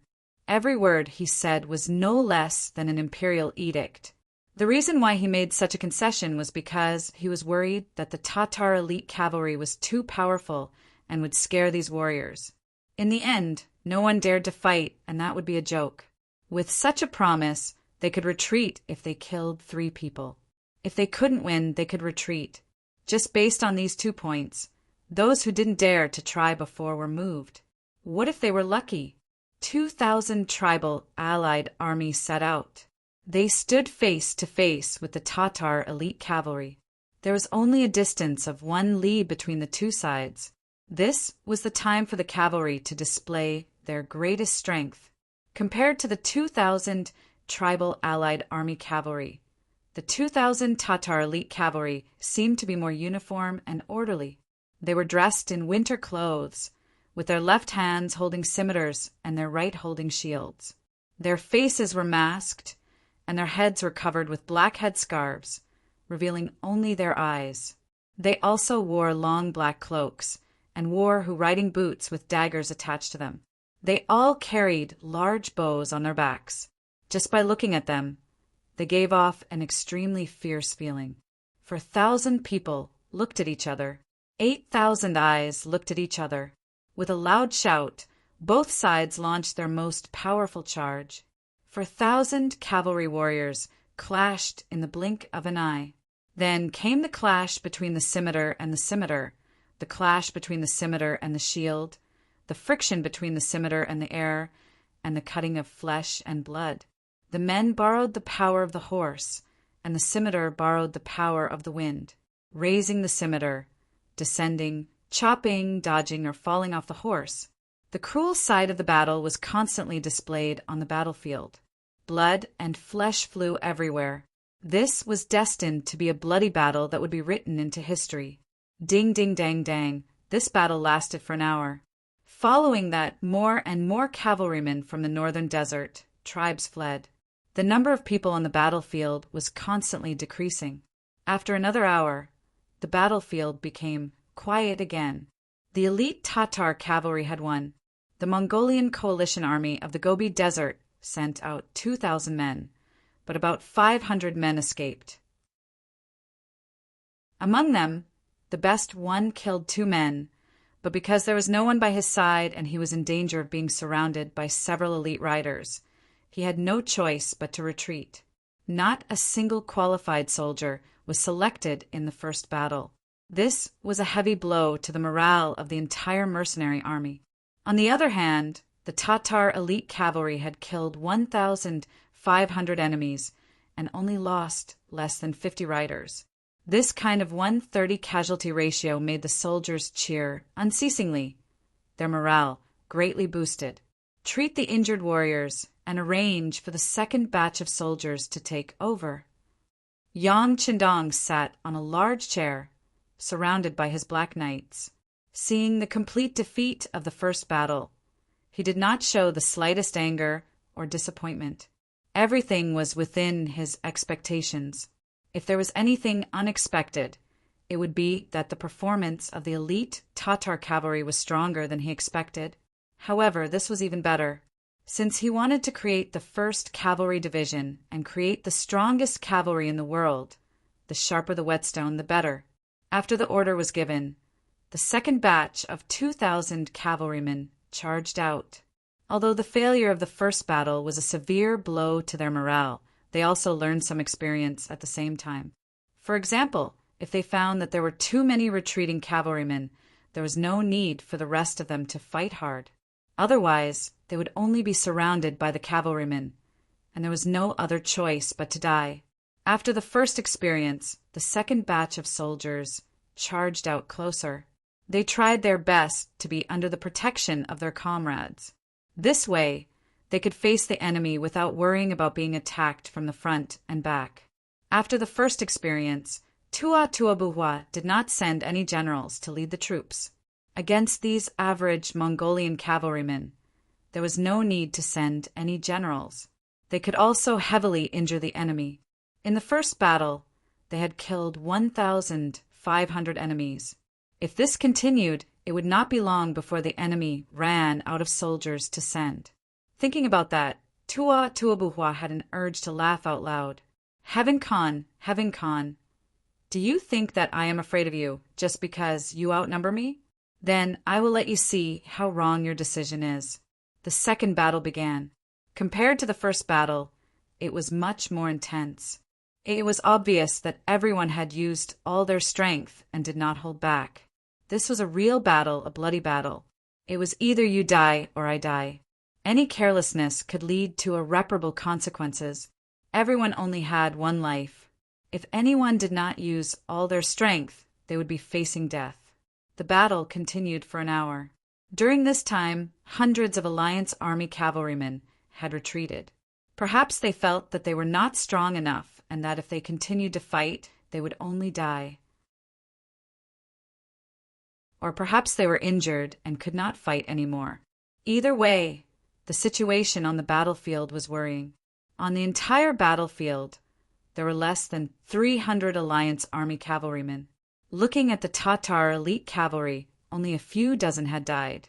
There were not many casualties. Kill, continue to kill. I still need one more person to join the army. In the battle, a very young Mongol cavalryman was still waving his blade. He blocked left and right and solved another crisis. His name was Huhelu. He was a young man from a small Mongol tribe.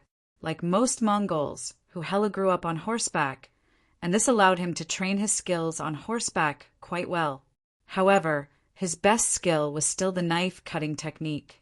It was said that it was taught by a veteran soldier who passed by their tribe to recuperate. In order to learn this skill, Huhelu secretly killed a fat sheep in his family and gave it to the other party. Then, when the other party left, his horse skills had improved greatly. This time he had signed up for the battlefield because he wanted to bring the book with him. When Huhelu was shopping in the first city, he accidentally saw the performance of the female soldiers of the first city's publicity team. The young him was quickly attracted by those beautiful girls. As a result, he had the first dream in his life, which was to marry a female soldier of the publicity team. This seemed to be a very honorable thing. Huhelu was considered handsome, which was also where his confidence came from. However, when he inquired about the female soldiers of the propaganda team, he discovered a fatal problem. There was a prerequisite for these female soldiers to choose a husband, and that was that the other party had to be of Han nationality. Only then could their status be considered equal.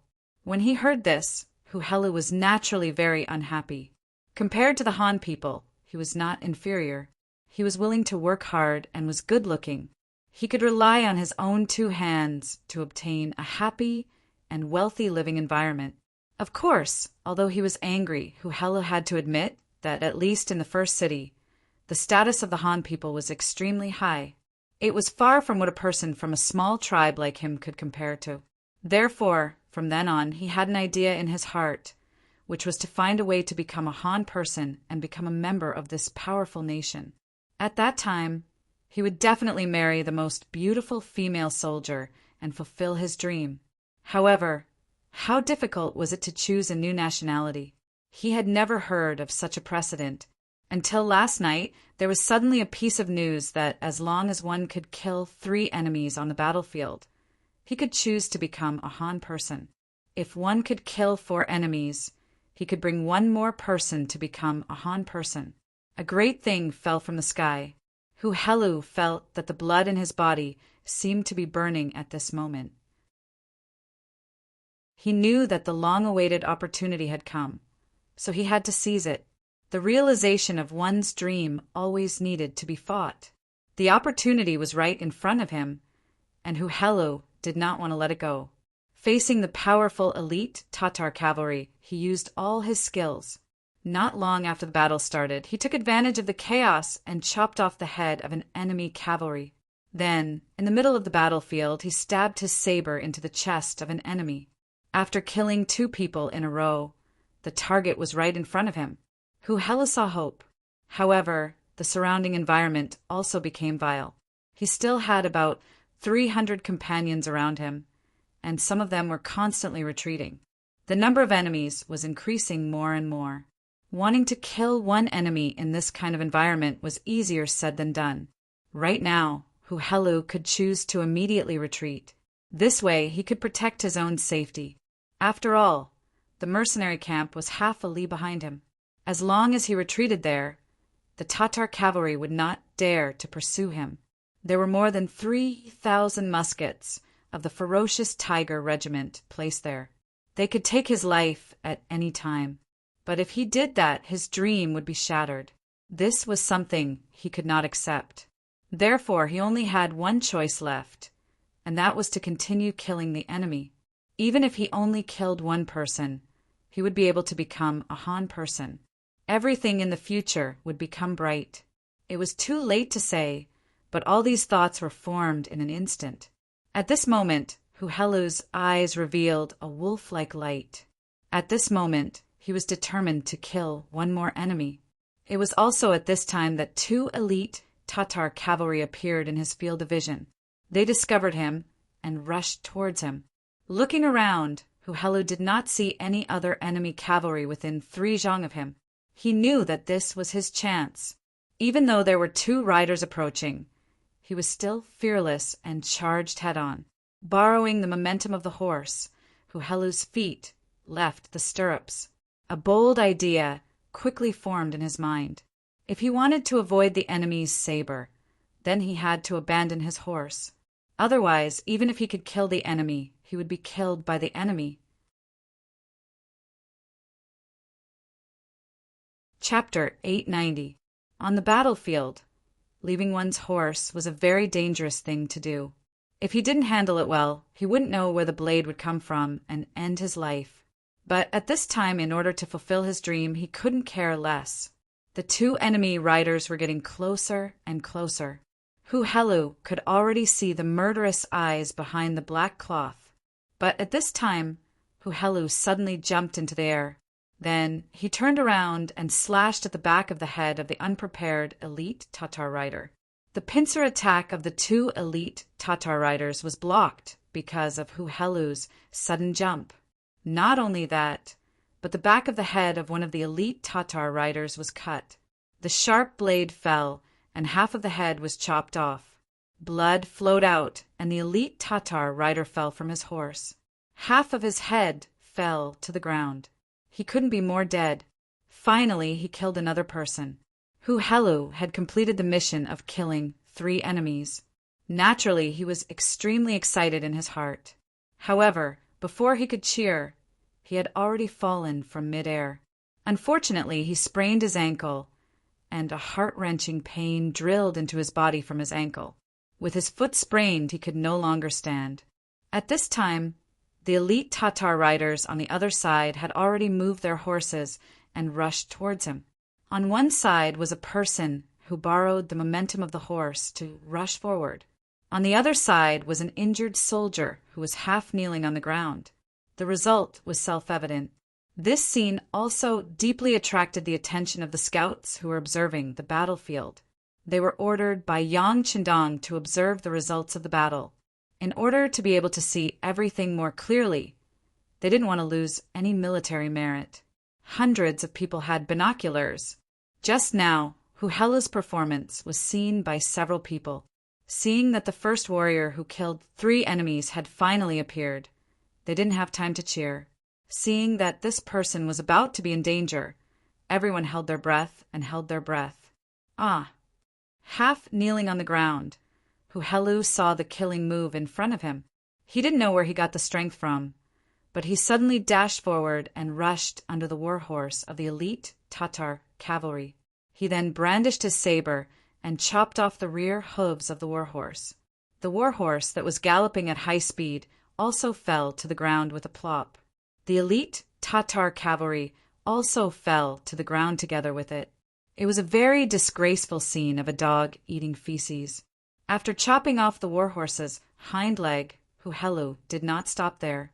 Instead, he turned around and crawled forward. In less than 2 breaths, he arrived behind the Tatar elite cavalry that was in a state of confusion. Then he abruptly plunged his saber down and ended the life of another enemy. After killing 4 people in a row, not only would he be promoted, but he would also be able to bring a family member with him. The excited Huhelu seemed to have regained some strength in his body. He placed his left hand beside his mouth and whistled sharply. The horse in the distance heard the sound and came over. He then jumped onto the horse and turned around to head back to the mercenary base camp. "Catch him!"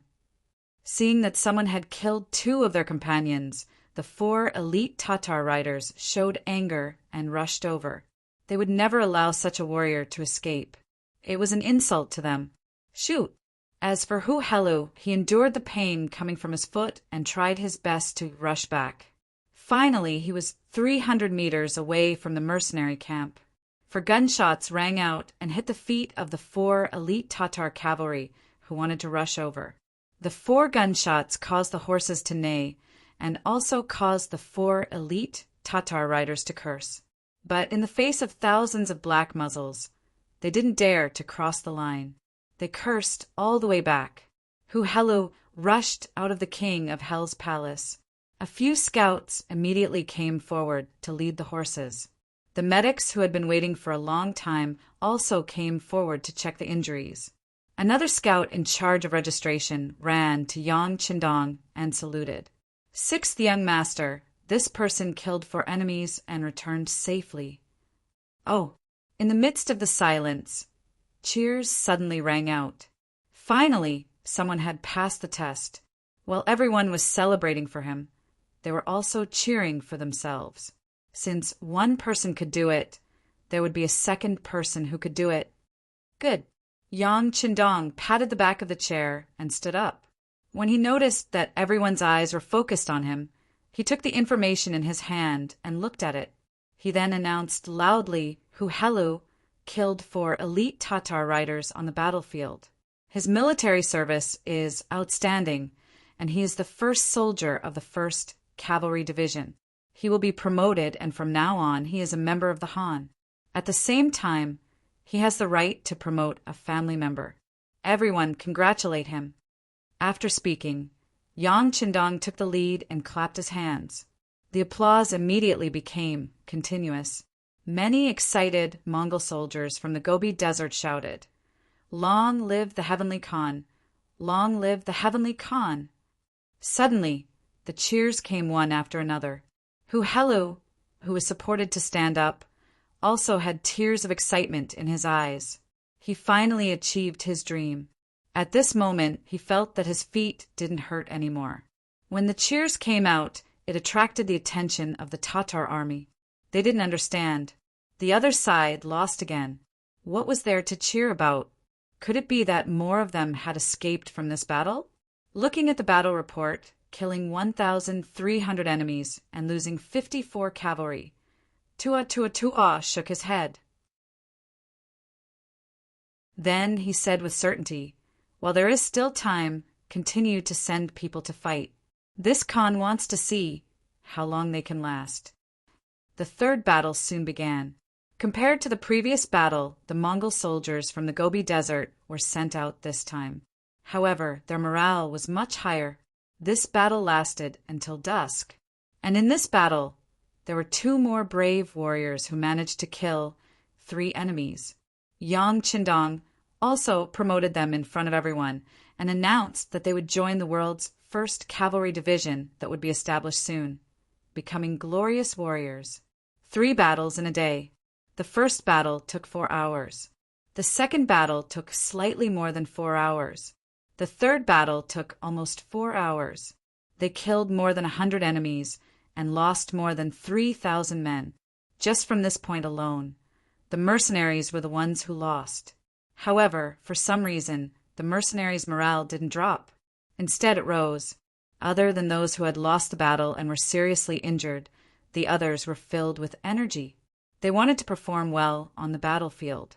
In the headquarters of the new division, Commander Tiger, Ming, and Deputy Commander Shibi had just finished patrolling the troops and made arrangements for the night watch. They went back to their tent to wash their faces and prepare to sleep. After wiping his face with a towel, Commander Tiger Ming couldn't help but sigh. He said, "Today's losses are quite big." Shibi, who was at the side, chuckled. "What are you laughing at?" Shibi's laughter made Tiger Ming feel a little confused. "Nothing. I just want to ask Commander if you are worried that we can't bear the losses. Also, when it's our new army's turn, will we suffer the same loss?" "That's right. Is this not worth worrying about? You saw it today. The elite Tatar cavalry is indeed fierce. They are very good at horse riding, and their individual qualities are also very high. They also know how to cooperate in battle. To be honest, if the same number of troops were to fight them head-on, I'm afraid that other than the heavy cavalry regiment, no other troops would have an advantage. Shouldn't this be worrying?" Facing Tiger Ming's question, Shibi nodded with a serious expression, but then he shook his head. "Commander, don't worry. Although the elite Tatar cavalry is strong, the soldiers of our new division are not to be trifled with. If we really fight, we won't be at a disadvantage by relying on our arrow point formation and the 3-by-3 formation. Besides, the 6th young master isn't worried. What do we have to worry about? From a certain point of view, this is indeed a way to improve our fighting strength. As long as they are not killed, even if they escape, they will gain a lot of fighting experience. Besides, didn't the 6th young master say that during the meeting at night, those who escape will be given a chance? As long as they have the courage, they will have the chance to fight again in the future. That way, the morale will not drop and the army will be easy to control. There is nothing to worry about." Tiger Ming understood what Shibi said, but what he didn't understand was why they had to fight with the most barbaric and primitive cold weapons when they clearly had guns and cannons. By doing so, they would inevitably lose some strength. Was it really worth it just to train the soldiers? Considering that the 6th young master had said more than once that Shibi was very smart, and most importantly, he could see the big picture. She could learn a lot by staying with him. Tiger Ming leaned in front of Shibi. "Deputy Commander, have you already seen through the mystery? Come, tell me." Looking at Tiger Ming's eager eyes, Shibi didn't dare to hide anything. He nodded and said, "Well, since Commander wants to know, then I will tell you. It's just a casual remark. If I'm wrong, please don't blame me." No, it's just the two of us here. Just treat it as a casual conversation and say whatever comes to mind." Tiger Ming waved his hand and sat down opposite Shibi with a smile. He even took the initiative to pour a cup of hot tea for Shibi. Shibi quickly got up and took the teacup. Then he gently put it down. After organizing his words, he said, "Commander, the 6th young master has talked more than once about the art of elite soldiers. In fact, I think it is very necessary. Think about it, if there are too many troops, it might seem very powerful, but the cost is also very high. Especially when we mercenaries are treated so well. The amount of money we need to spend every day is a large amount. Only the 6th young master has such strong financial resources. If it were other people, I'm afraid they wouldn't be able to last a day." Chapter 891. Yes, it's true that we mercenaries can fight, and our morale is the strongest. However, when it comes to treatment, I can't deny that. Tiger's Ming nodded.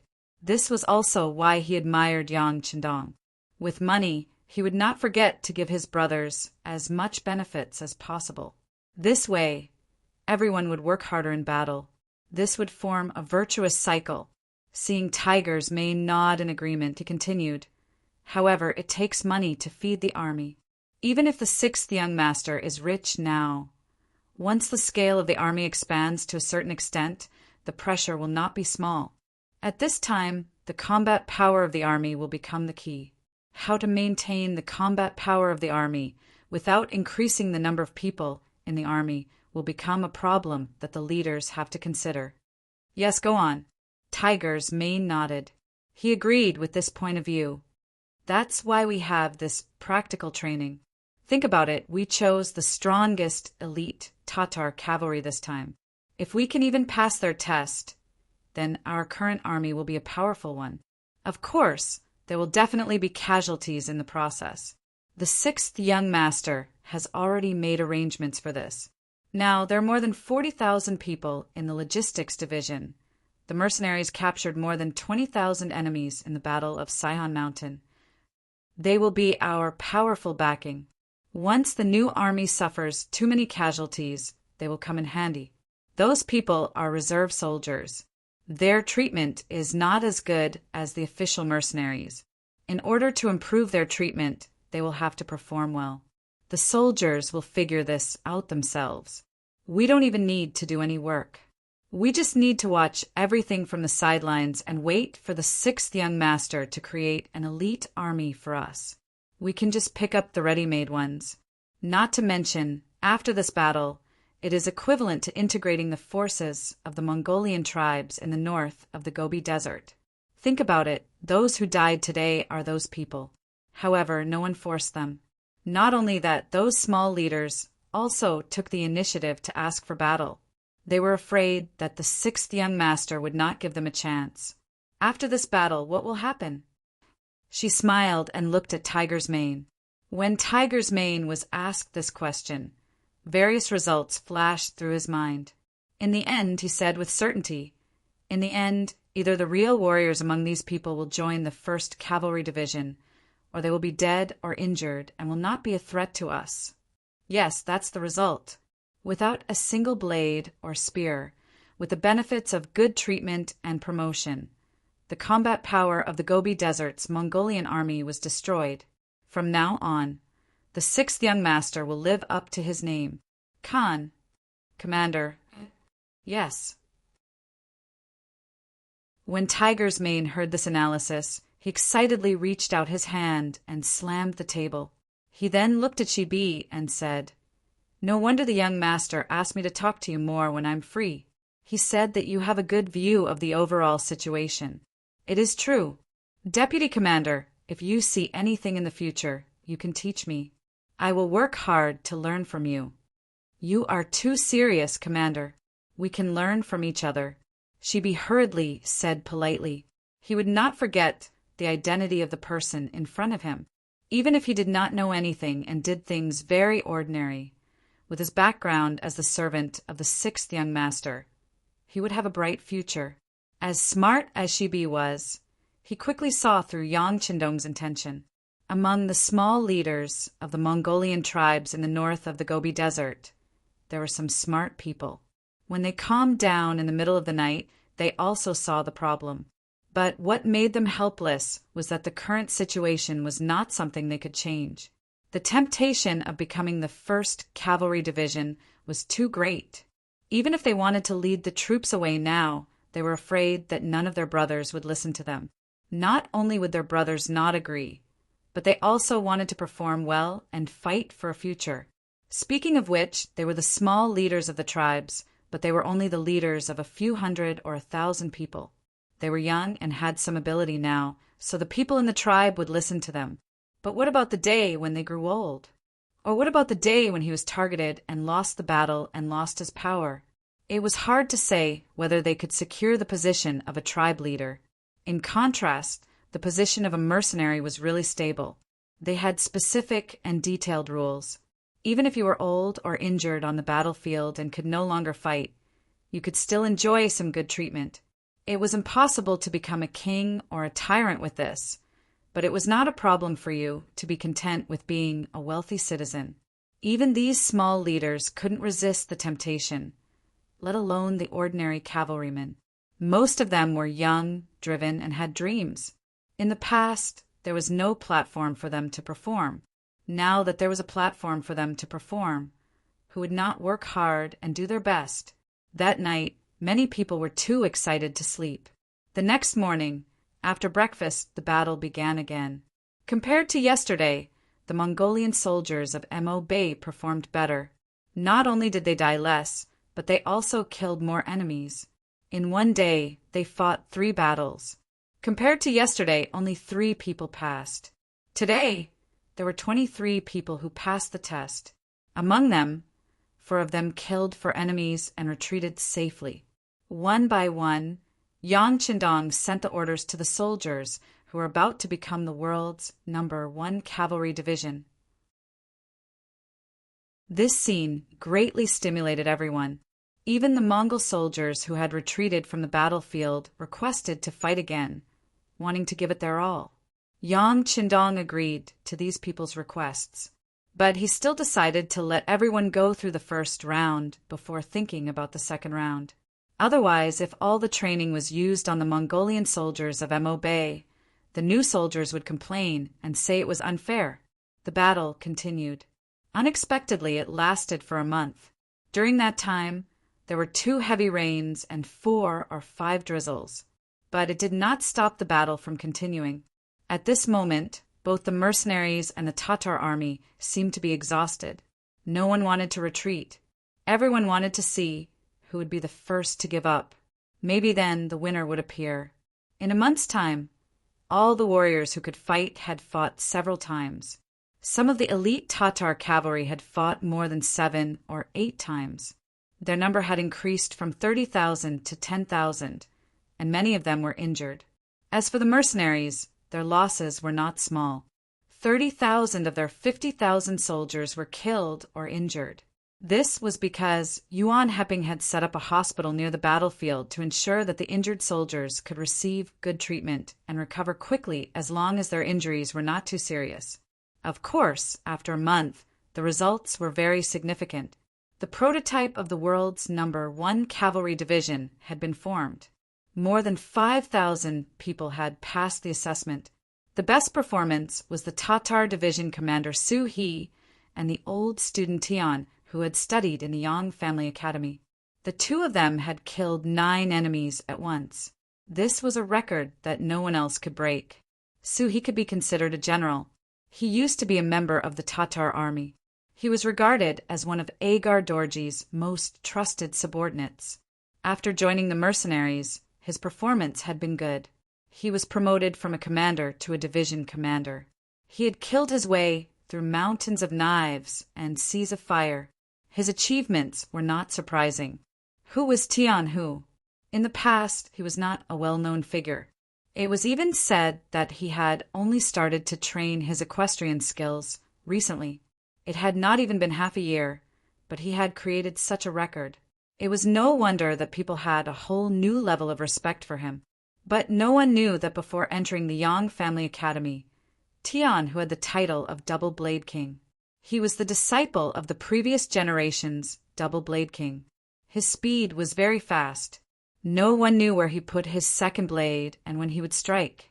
It was not an exaggeration to say that he appeared and disappeared like a ghost. Yang Qindong had once carefully observed how Tian, who killed his enemies, the speed at which he struck with his saber was extremely fast. Often, when the 2 met, his opponent would not even have time to react before Tian, who had already retracted his saber. When he met someone who was difficult to deal with, Tian, whose second saber would strike at an even more tricky angle. It was precisely because of this speed and strangeness that he finally obtained the result of killing 9 people in one battle. Hence, Tian, who is also known as the Double Saber Tian Hu. And this was not his limit.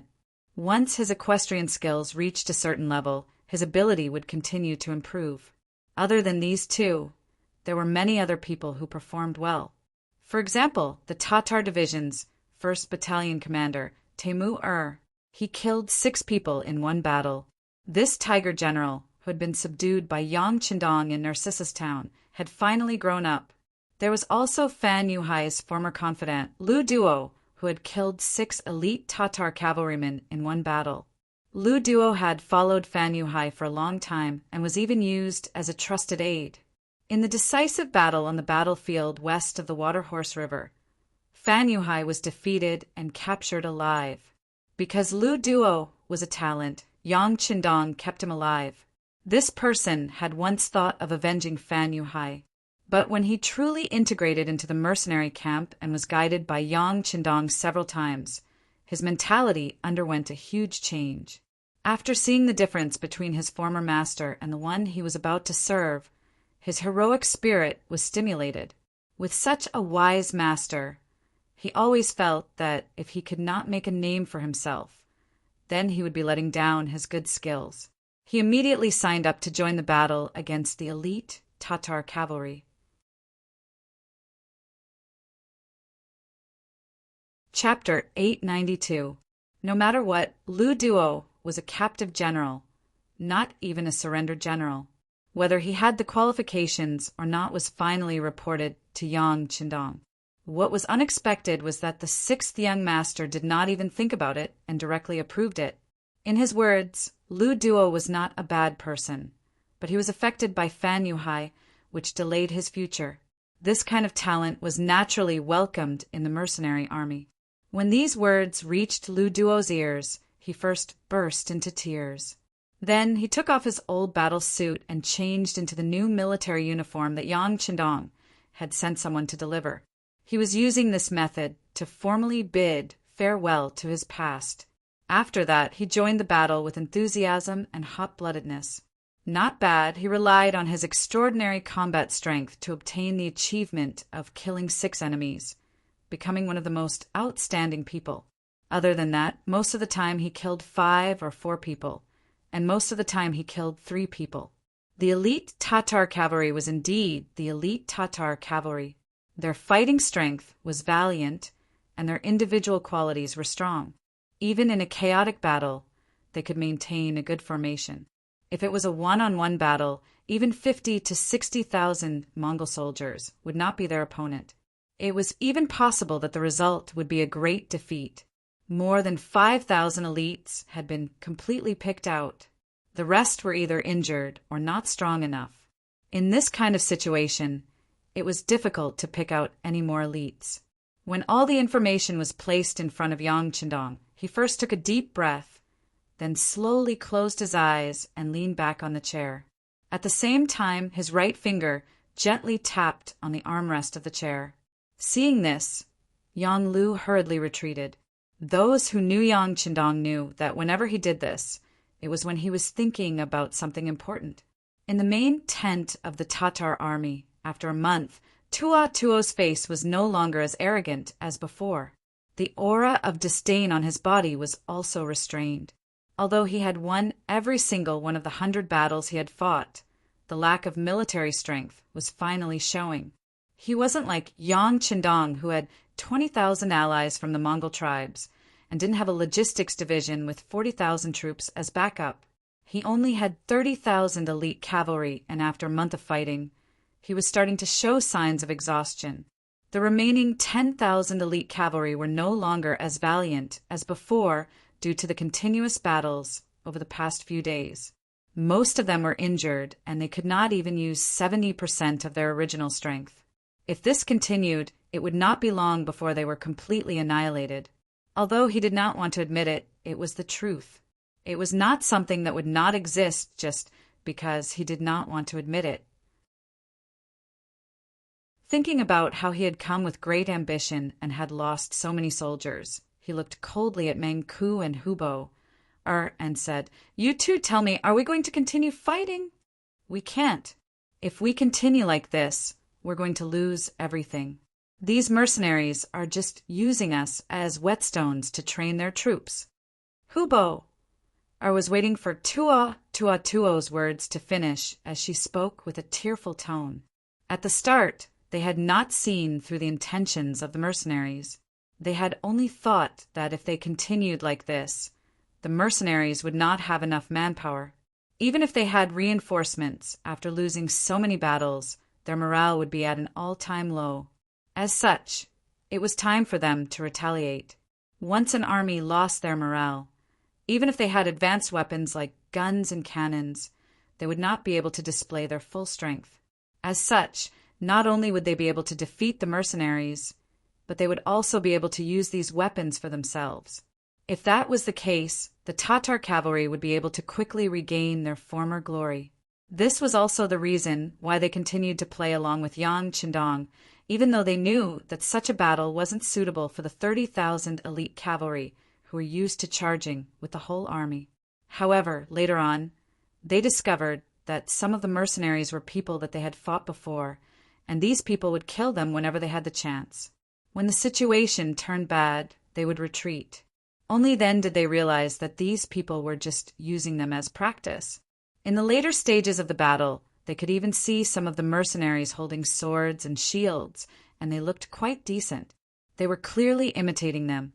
Reality proved that these people were not only doing this, but the results were also quite good. In the past, they could kill 1,500 enemies in a single battle. At the very least, they could kill 1,223 enemies. But now, they could only kill a few hundred enemies in a single battle. Sometimes, they could only kill 200 or 300 enemies. Then, they would turn around and retreat. However, they would have to pay the price of over 100 people. The enemy was constantly getting stronger, while they were exhausted and did not have enough soldiers to exchange. Their battle strength was decreasing.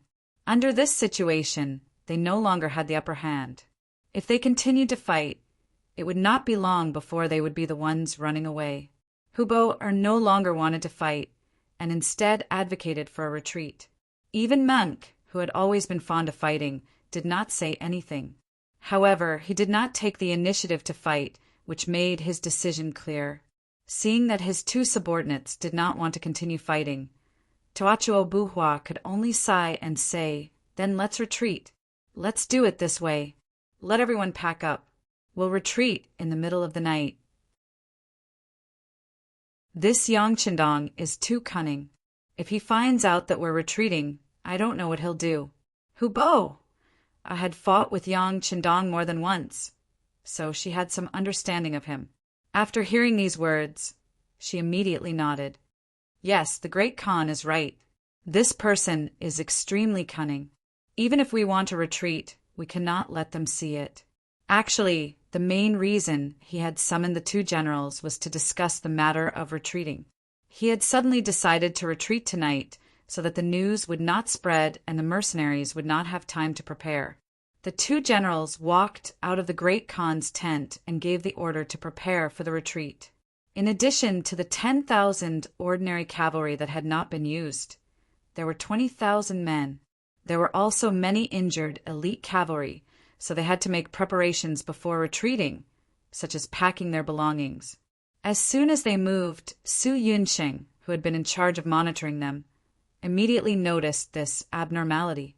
As the head of Yang Chendong's reconnaissance group, Su Yunsheng was also a veteran. The sixth young master had once talked to him and asked if he was willing to become a division commander in the new army. This was a clear sign of concern.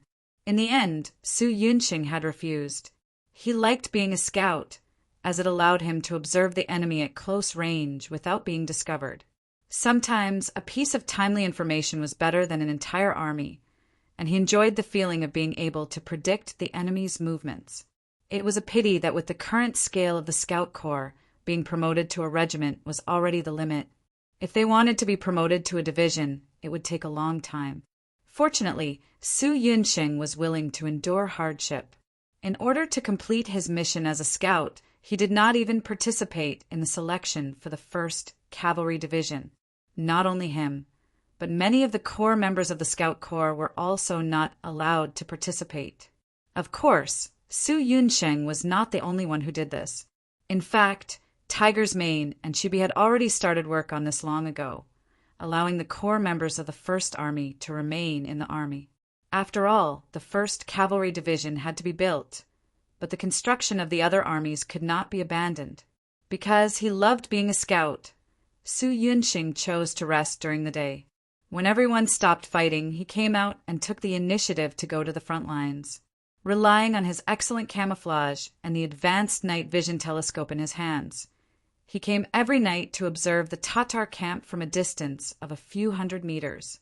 Yang Chendong had once said that if this kind of war of attrition continued, the first to be unable to bear it would be Tua. Therefore, keeping a close eye on them to prevent them from suddenly escaping became the most important task in Su Yunsheng's eyes these days. After waiting for a full month, this result had finally arrived. Seeing that the Tatar camp had become somewhat chaotic, and that some injured soldiers had even been carried out of the tents and sent to the carriages ahead of time, Su Yunxing knew that the result that the sixth young master had long predicted had occurred. The enemy was preparing to retreat. Leaving behind the other scouts to continue observing the situation, Su Yunxing turned around and rode back to the mercenaries' main tent. He reported the situation to Yang Qindong. After suddenly hearing Su Yunxing's report, Yang Qindong immediately had his servant Yang Lu gather all the generals. The time for an all-out counterattack had arrived. After receiving the order, the generals quickly came to the main tent. Compared to a month ago, the number of officers that came this time was much less. First of all, the small leaders of the Mongol tribes had disappeared. They had either passed the test and joined the 1st Cavalry Division, or they had been sent back to their tribes with heavy injuries, or they had simply lost their lives on the battlefield. In short, after this battle, the military strength of the Mongol tribes had become extremely weak, and they were no longer a threat to the mercenaries. The generals came and stood in front of Yang Qindong in 2 cases. Orders were also issued from the mouth of the 6th young master. The scouts at the front lines have sent news that the Tatar army is preparing to escape. Finally, it is time for us to launch an all-out counterattack. I believe that everyone must have been holding back in their hearts, and now is the time for everyone to release and vent. Now I order. The ferocious Tiger Regiment, Heavy Cavalry Regiment, and the 1st Cavalry Division will form a joint force and charge forward. We must break through the enemy's camp in one blow. The Light Cavalry Regiment and the Scouts Regiment will follow closely to the left and right of the army and protect the flanks while holding back the enemy. There are still 20,000 enemies left, and we must think of a way to destroy them. At the very least, we must destroy their main force. From now on, there will be no more Tatar tribes on the grasslands. Does everyone have the confidence? Yang Qindong looked at the generals and asked with a resolute expression.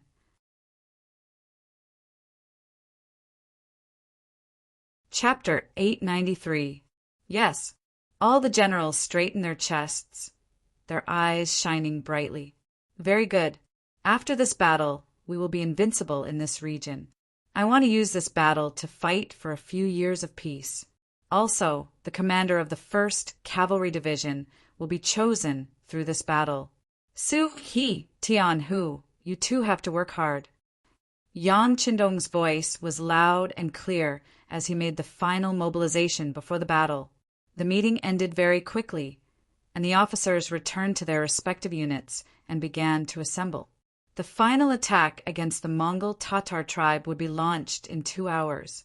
Tua Buhua had just transported over 2,000 wounded soldiers out when a scout came to report that the mercenaries seemed to have made some movements. They were gathering their troops, and it seemed like they had already discovered their intentions. That's really fast. When Tua Buhua heard this, his face became very ugly. He knew that a final battle was unavoidable, but he did not expect it to happen at this time. It must be said that this loyal duke really knew how to pick a time. Give the order. 10,000 cavalry will stay behind to block the enemy. No matter what, they must hold on for 3 hours. When the sun rises, they can retreat. The other 8,000 cavalry will retreat with me. As long as we are here, the Tatar tribe will not fall. Tua Buhua immediately made a decision, and his determination to retreat did not waver. As long as he retreated this time, with the strength of his family, he would one day rise again. At that time, he would definitely take revenge for today's enmity. Although the 10,000 ordinary Tatar cavalry did not want to retreat, they did not have any other choice. The matter was temporarily settled like this. Those who should retreat retreated, and those who should prepare prepared. It must be said that this arrangement was not wrong, but Tua Buhua had overestimated the 10,000 cavalry he had left behind. He had also underestimated the strength of the enemy. This time, Yang Qindong had sent out all the elite troops. Whether it was the ferocious Tiger Regiment, the Heavy Cavalry Regiment, or the newly formed 1st Cavalry Division, they all had extraordinary fighting strength. One cavalry could even be used as a few people. In the face of such a powerful force, not to mention 10,000 ordinary Tatar cavalry, even 10,000 elite Tatar cavalry would not be able to stop them. When the three main forces of the mercenaries appeared in front of the Tatar army, they were like a tornado. First, there was the sound of gunfire, riddling the formation of the Tatar cavalry with holes. Then, the Heavy Cavalry Regiment appeared. They used their 3-meter-long broadswords to sweep through the army, taking away the heads of many enemy cavalry. The last to appear was the world's 1st Cavalry Division. When the 1st Cavalry Division appeared, they fully demonstrated what it meant to be unstoppable and unstoppable. Wherever they passed, the only sounds that could be heard were the howls of the Tatar cavalry and the sounds of weapons being thrown to the ground in surrender. There was nothing to be done. After a month of grinding with the world's strongest cavalry, all the members here were the most elite cavalry. Their fighting strength was extraordinary, and their strength was terrifying. They were even stronger than the previous Tatar cavalry. How could these ordinary cavalry stop them? The 10,000 enemy cavalry that was supposed to resist for 6 hours and hold out until dawn did not even last for 2 hours. The Tatar cavalry was completely defeated. They were either killed in battle or taken captive. The three armies did not have the slightest intention of stopping for the kneeling Tatar cavalry. They continued to rush forward, leaving them for the new army to clean up the battlefield. What they needed to do was to catch up with Tua Tuabuhua and leave his life on this grassland. When the news of the 10,000 cavalry being defeated reached the ears of Tua Tuabuhua, who was retreating, he actually thought that he was hallucinating. In the past, he had won every time with 2,000 against 2,000. Now that he had sent 10,000 cavalry, how could they be defeated so quickly? Although ordinary cavalry could not compare to elite cavalry, even if there were 10,000 pigs, they would not be able to catch all of them in 2 hours. The situation was very dangerous. Once the mercenaries caught up to them, there would be no match for them with their low morale. It was not impossible for them to be completely wiped out. Tua Tuabua's gaze fell on Hubo and Monk. "Great Khan, I'll stay behind. As for you guys, run as far as you can. If you really can't, don't care about the injured soldiers. Just leave them here to fend for themselves. I only hope that the Great Khan will be safe. There is still hope for our tribe." Hubo knew that there was no time and made the decision to die to stop the enemy. He had lost many battles in the past, but the Great Khan did not punish him. Just because of this, he would repay the Great Khan with his life. Tua Tuabuhua was a person of great importance and knew that this was not the time to be pretentious. He reached out and patted Hubo's shoulder. "Okay, you take care too. I'll leave you 5,000 elite cavalry. No matter what, you have to stop the enemy. Great Khan, 5,000 is too much. Just leave 2,000 for me." Hubo still wanted to decline. He was very clear that there were only 8,000 elite cavalry left. If he left 5,000 to himself, the Khan's forces would be too weak. If they encountered any danger, they would not even have the ability to protect themselves. No, 5,000 elite cavalry is not much at all. The enemy was able to break through a 10,000 cavalry formation so quickly. They must be very strong. If we leave too few people behind, we will not be able to stop them. All right, it's settled then. Remember, hold on until daybreak and think of a way to survive. As long as you survive, we'll be able to meet again one day. Tuachuobuhua pressed down on Hubo's shoulder and said in a low voice, "Yes, Great Khan." Hubo nodded in the end. He knew that this was the most feasible plan. Following this, the 8,000 elite cavalry split into 2 groups. Tuabuhua listened to Hubo's suggestion and left 2,000 injured soldiers behind. He only brought 3,000 elite cavalry with him under the protection of General Monk. Hubo! Had a grim expression as he said to the other 5,000 elite cavalry, "It's time to show our loyalty to the Great Khan. No matter what, we have to hold on until dawn. We have to give the Great Khan and his injured comrades enough time to leave." Kill, kill, kill. The 5,000 elite cavalry seemed to know that this might be the last battle of their lives. They raised their scimitars and shields as they shouted. About a quarter of an hour later, the three main forces of the mercenaries appeared. Hu Bao didn't say anything and immediately charged forward. He knew how powerful the guns and cannons of the mercenaries were. If the 5,000 of them were to face these guns, they wouldn't be able to do anything. But if they were to charge into the enemy's camp, then the situation would be completely different. They would be able to restrict the enemy's movements. In truth, it was not that Xiao Feng's ferocious tiger regiment did not want to fire. It was just that the Windchaser regiment, Su He and Tian, who did not give them a chance to fire. They knew that this was the elite cavalry of the Tatar Empire. They wanted to win fair and square, and not rely on external forces. Just like that, an extremely intense battle began. Very quickly, the two sides began to fight.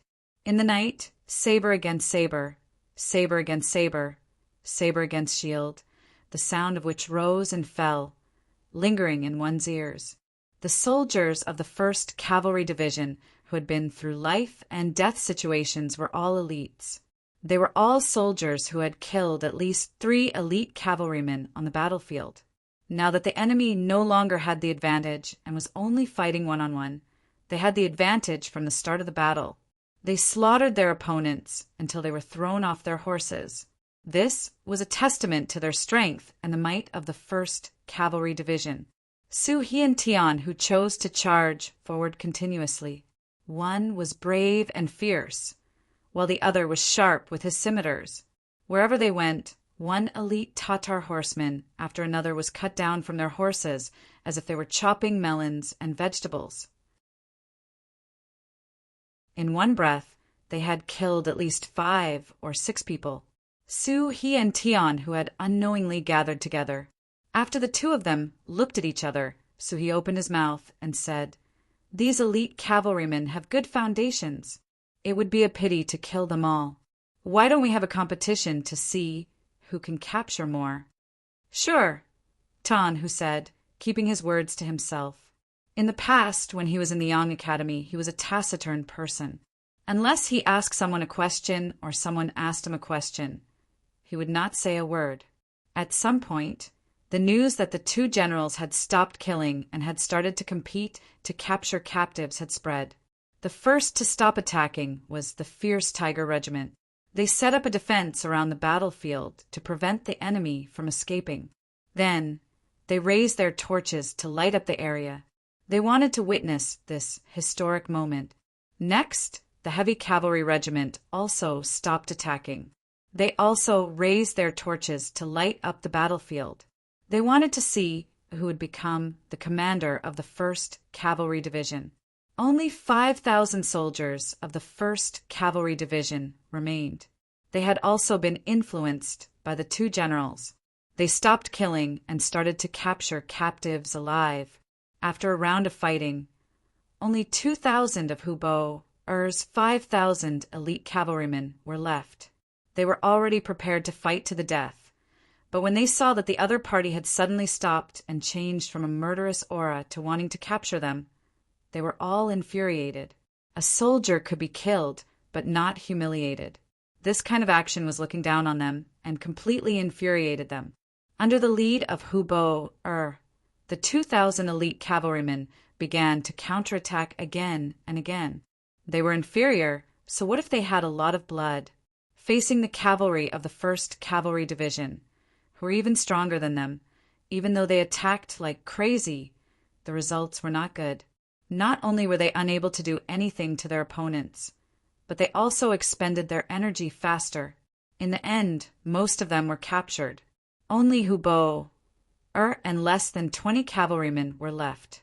On the side of the mercenaries, only Su He and Tian who were left.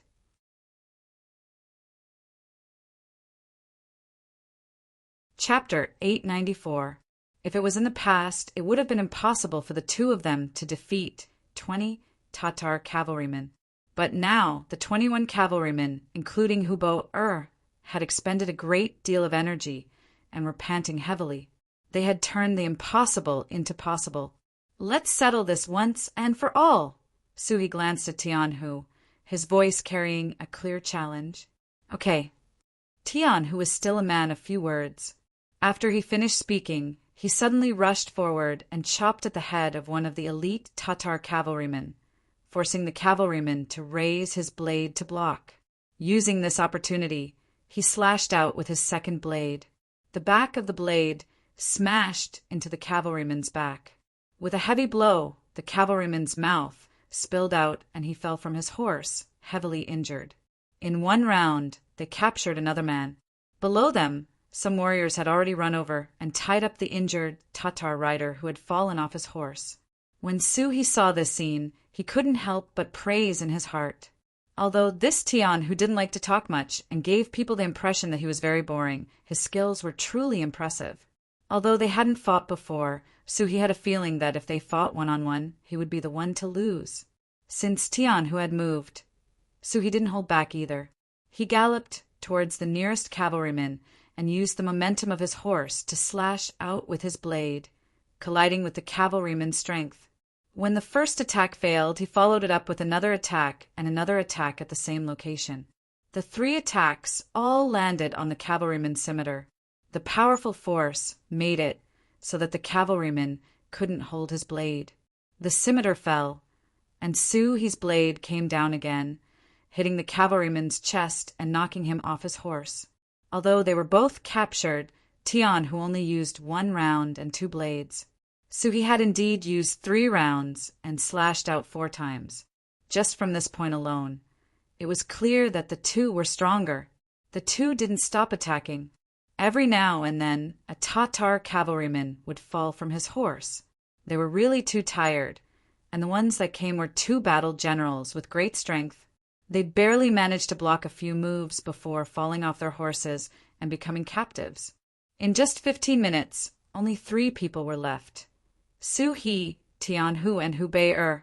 Hubo hadn't participated in the battle just now.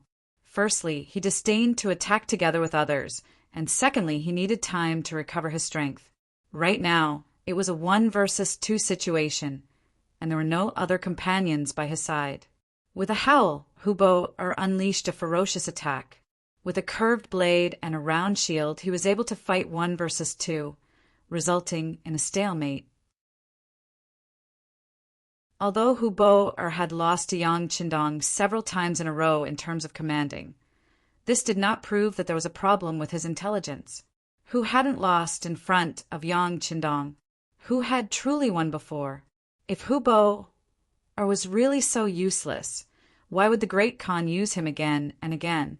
Not only that, Hubo had some talent in commanding, and his individual battle prowess was also extraordinary. He had fought against Suhi and Tian, who for more than 30 rounds without losing. He was still full of energy, his blade constantly moving as he unleashed ferocious attacks. He and Tian, who were constantly retreating. Only when the opportunity was right would they take the initiative to attack and find the opponent's weakness. They could see that Hubo was just going all out before his death. As long as they could hold on for a while, the opponent would be completely exhausted and lose. Their estimates were not wrong. Although he had rested for a while, his body had not fully recovered. This attack was just his final performance. From the 40th round onwards, his blade's speed had clearly decreased. At this moment, Suhi made his move. He continued to exchange blows with Hubo, pushing him back step by step. As Hubo continued to retreat, he had unknowingly reached Tianhu's side. Suddenly, a saber slashed towards his ribs, forcing him to put down his shield to defend. At this moment, a second saber appeared. Tian, who took the opportunity, and slashed at the back of Hubo body. The huge force from the saber caused Hubo vision to darken. He fell from his horse and was bound. The battle was finally over. Suhi He and Tian, who looked at each other at this moment, and they burst into laughter. In this battle, the two of them were almost equal. In the end, it was still up to the sixth young master to decide who would be the commander of the 1st Cavalry Division. The sky finally brightened. No matter what the reason was, Hubo, or had completed the mission that Great Khan Tuachuo had given her, persevering until the very last moment. In the end, Tuabuhua still managed to escape under the moonlight. The light cavalry and scouts that were sent out did not follow them. They only captured the 2,000 wounded soldiers and brought them back to the main camp. In the main tent, Yang Qindong looked at the generals who were covered in blood and looked a little tired, but they were in good spirits. He was naturally very happy. Although they did not capture Tuabuhua, the enemy's 30,000 elite cavalry was defeated. In the end, only 3,000 managed to escape. They were no longer a threat. Moreover, Yang Qindong had a feeling that Tuabuhua was in real danger this time. After dominating the prairie for so long, he had offended a lot of people. Previously, it was because he had strong soldiers in his hands that no one dared to do anything to him. But now, there were only 3,000 elite cavalrymen by his side. So it was hard to say. Yang Qindong sat on the chair and first congratulated the generals on their victory. When he heard that they had captured 2,000 wounded soldiers, he was even happier. He ordered, immediately send them back to the 1st city hospital for treatment. Wounded soldiers are good stuff. They have experienced fighting on the battlefield and even died once. They have a deeper understanding of what they should do on the battlefield in the future. Once they recover from their injuries and return to the team, they will definitely be the best of the best. Yes. When the servant Yang Lu heard the order, he immediately nodded and walked out of the tent to make the arrangements. After discussing the battle, Yang Qindong's gaze finally landed on Su He and Tian Hu. He then looked left and right, but did not immediately make a decision. For Yang Qindong, no matter which of the two men was qualified to be the division commander of the world's 1st Cavalry Division. However, there was only one position for the division commander. How should he choose? Even he had a headache. As if seeing Yang Qindong's dilemma, Su He, who was standing below, had a complicated look on his face. Then, his expression became more determined. He stepped out of the group and first gave a standard military salute to Yang Qindong. Then he said, "Sixth young master, I am willing to withdraw from the competition for the position of the 1st Cavalry Division's division commander." Oh, why? He was willing to take the initiative to withdraw. This was really out of Yang Qindong's expectation. However, the 1st Army's commander Tiger's Mane and the deputy commander Shibi, who were standing below, let out a long sigh of relief. This was the result of their private efforts for a long time. Sixth young master, Tian, whose strength is very strong. He is very suitable to be the division commander of the 1st Cavalry Division. As for me, the Tatar Division still needs me. He said concisely. Then he looked at Tiger's Mane. The reason why he made such a decision was indeed because Tiger's Mane and Shibi had done a lot of private efforts. In order to keep this Tiger General, the two of them even took the initiative to promise that as long as Tiger's Mane was willing to stay, the Tatar Division could be trained into another 1st Cavalry Division. When the time came, they would give him whatever he wanted. In addition, Yang Qindong was a little embarrassed. In the end, He made such a choice. Looking at Tiger's Mane, he knew that he had to stand up and say a few words. He stepped forward and said, "Young master, this time our new army's cadres have lost too many. Many people participated in the 1st Cavalry Division selection and joined it. If He leaves, we really don't have a suitable division commander candidate. Young master, please help us." After saying this, Tiger's Mane lowered his head. He had followed Yang Qindong for a long time. He had heard Yang Qindong talk about the overall situation more than once. Now his decision was somewhat narrow-minded. He was speaking from the perspective of the new army. He was afraid that the 6th young master would be angry. From Tiger's Main's perspective, his way of doing things wasn't wrong. This time's actual combat training had indeed stimulated everyone's enthusiasm. Needless to say, the foreign race's soldiers had used all their strength in order to be promoted to the Han Dynasty. The Han Dynasty soldiers had also worked hard for a hero card. These thoughts were too normal. Even as the commander, Tiger's Mane couldn't stop them. He could only agree to the soldiers' requests. At the same time, he also talked to some of the corps members. There was only one goal. Once they had gotten the benefits and proved themselves, they could go back. Although the world's #1 cavalry division is good, our new army isn't bad either, right? As for the commander's advice, some people listened while others didn't.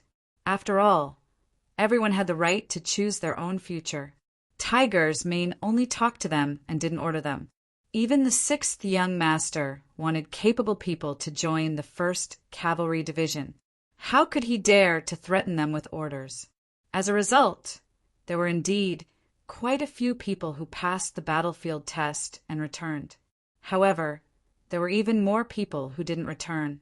Because the majority of the people who passed the test were officers, the number of officers in the new army rapidly decreased.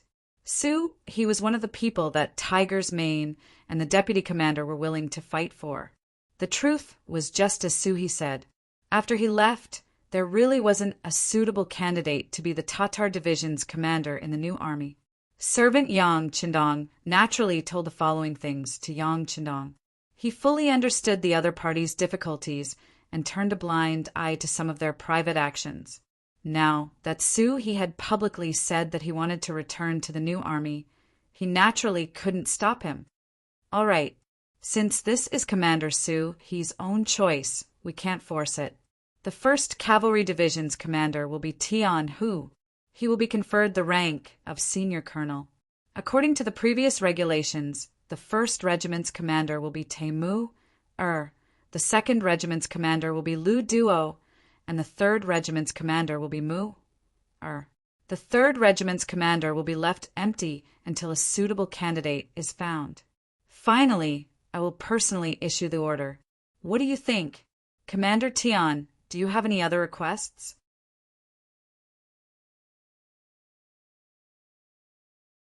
Chapter 895. Yang Qindong began to set up the framework of the 1st Cavalry Division.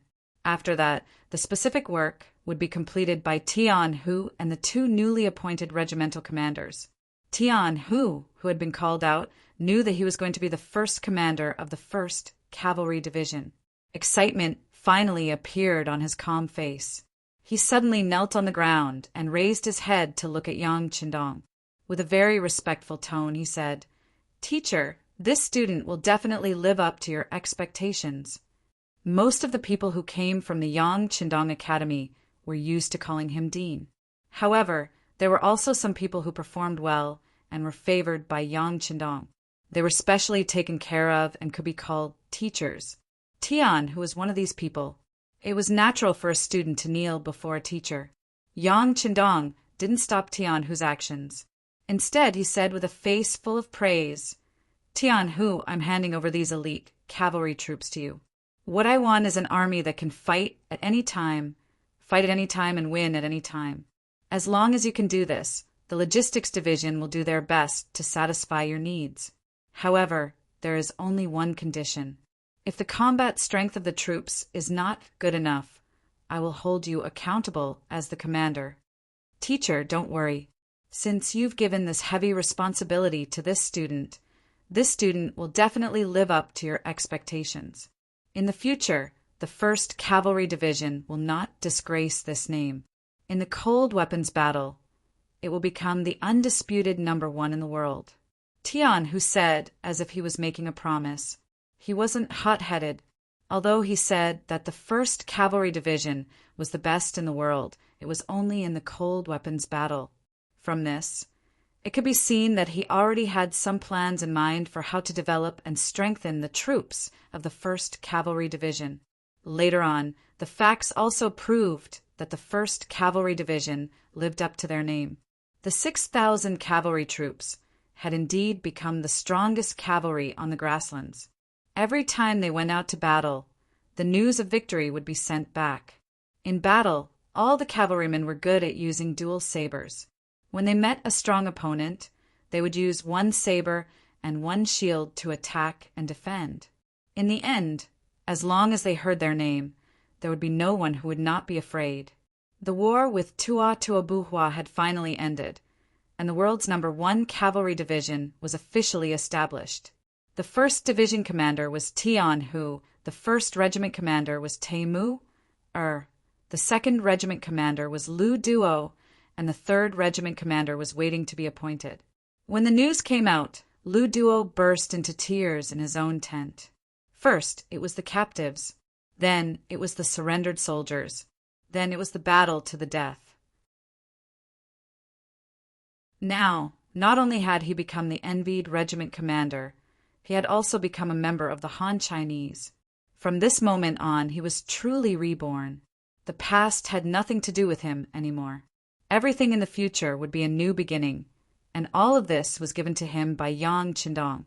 After crying loudly, Lu Duo walked out of the tent. He suddenly knelt down in the direction of the main tent, representing his excitement, emotions, and firm political determination.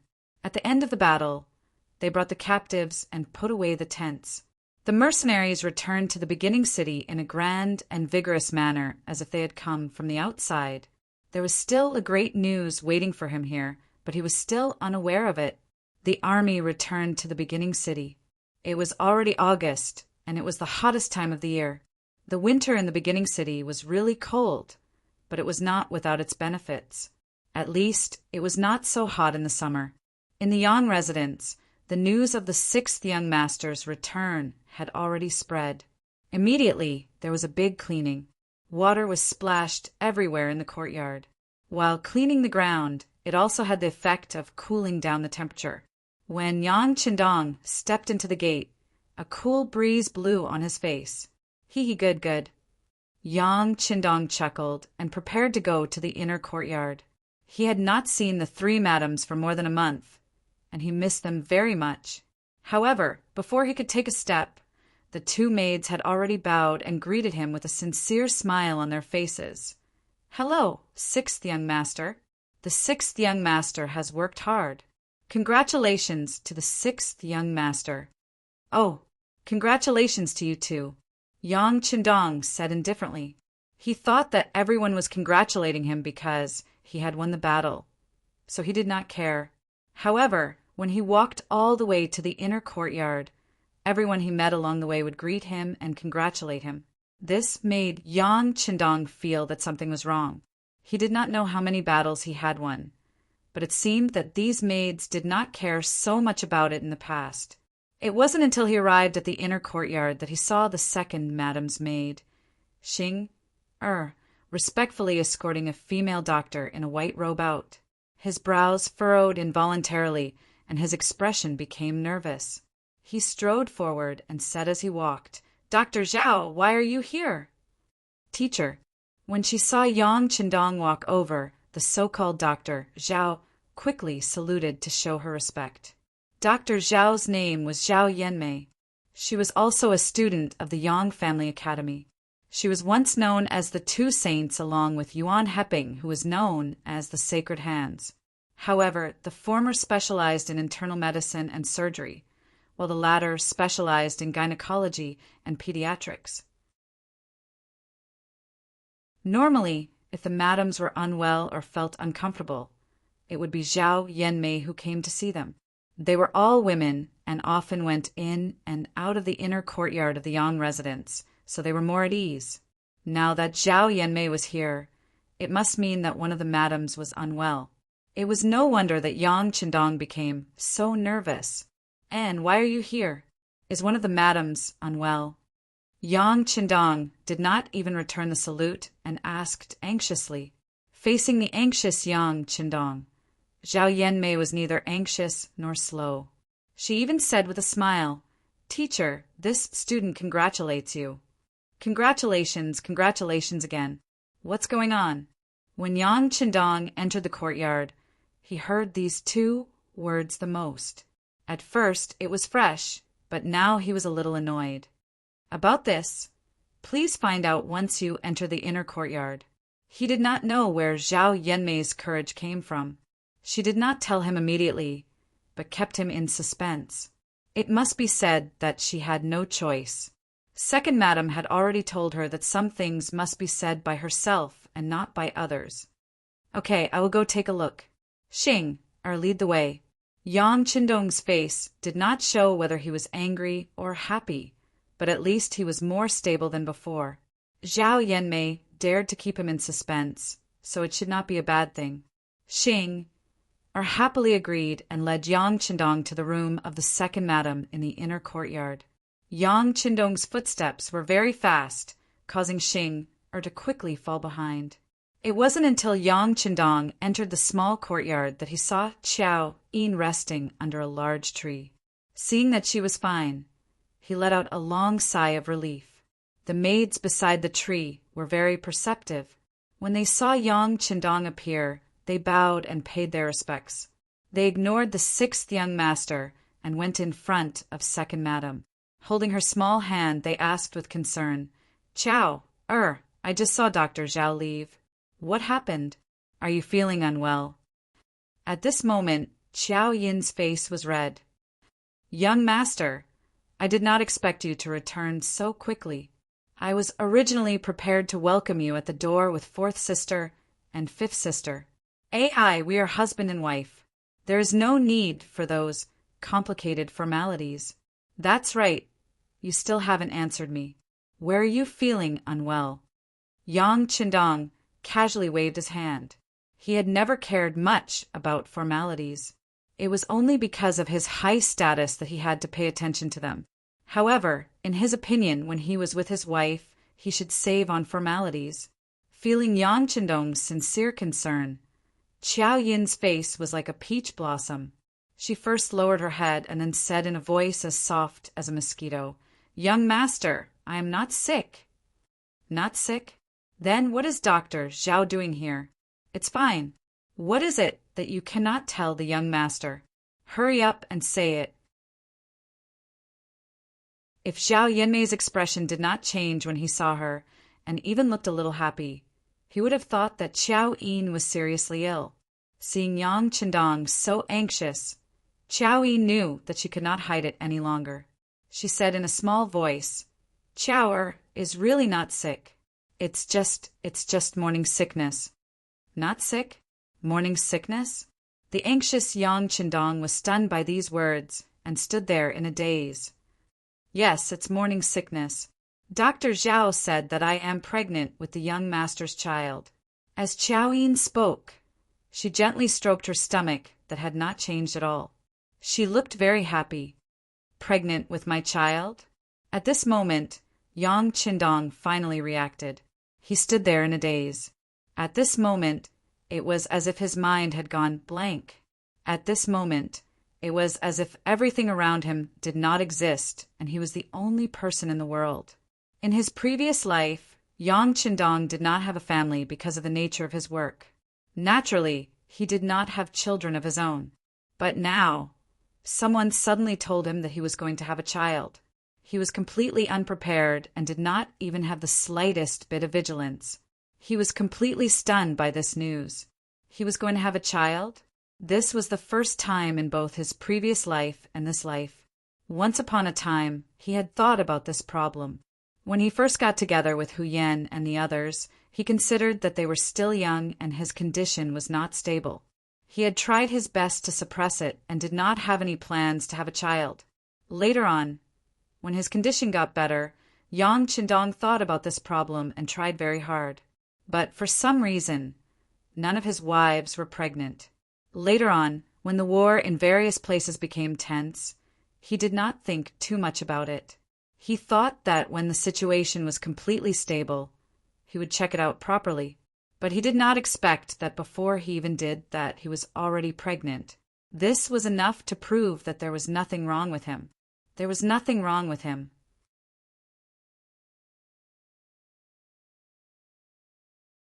Chapter 896. Young master, what's wrong? Don't scare Chao. After reporting the good news, Chao Yin had been waiting for Yang Chendong's reaction. However, she found that the young master stood there like a fool, neither happy nor sad. For a moment, she became anxious. Young master, I don't know what to do. After all, eldest sister doesn't have a child yet, but I already have one. This really shouldn't be happening.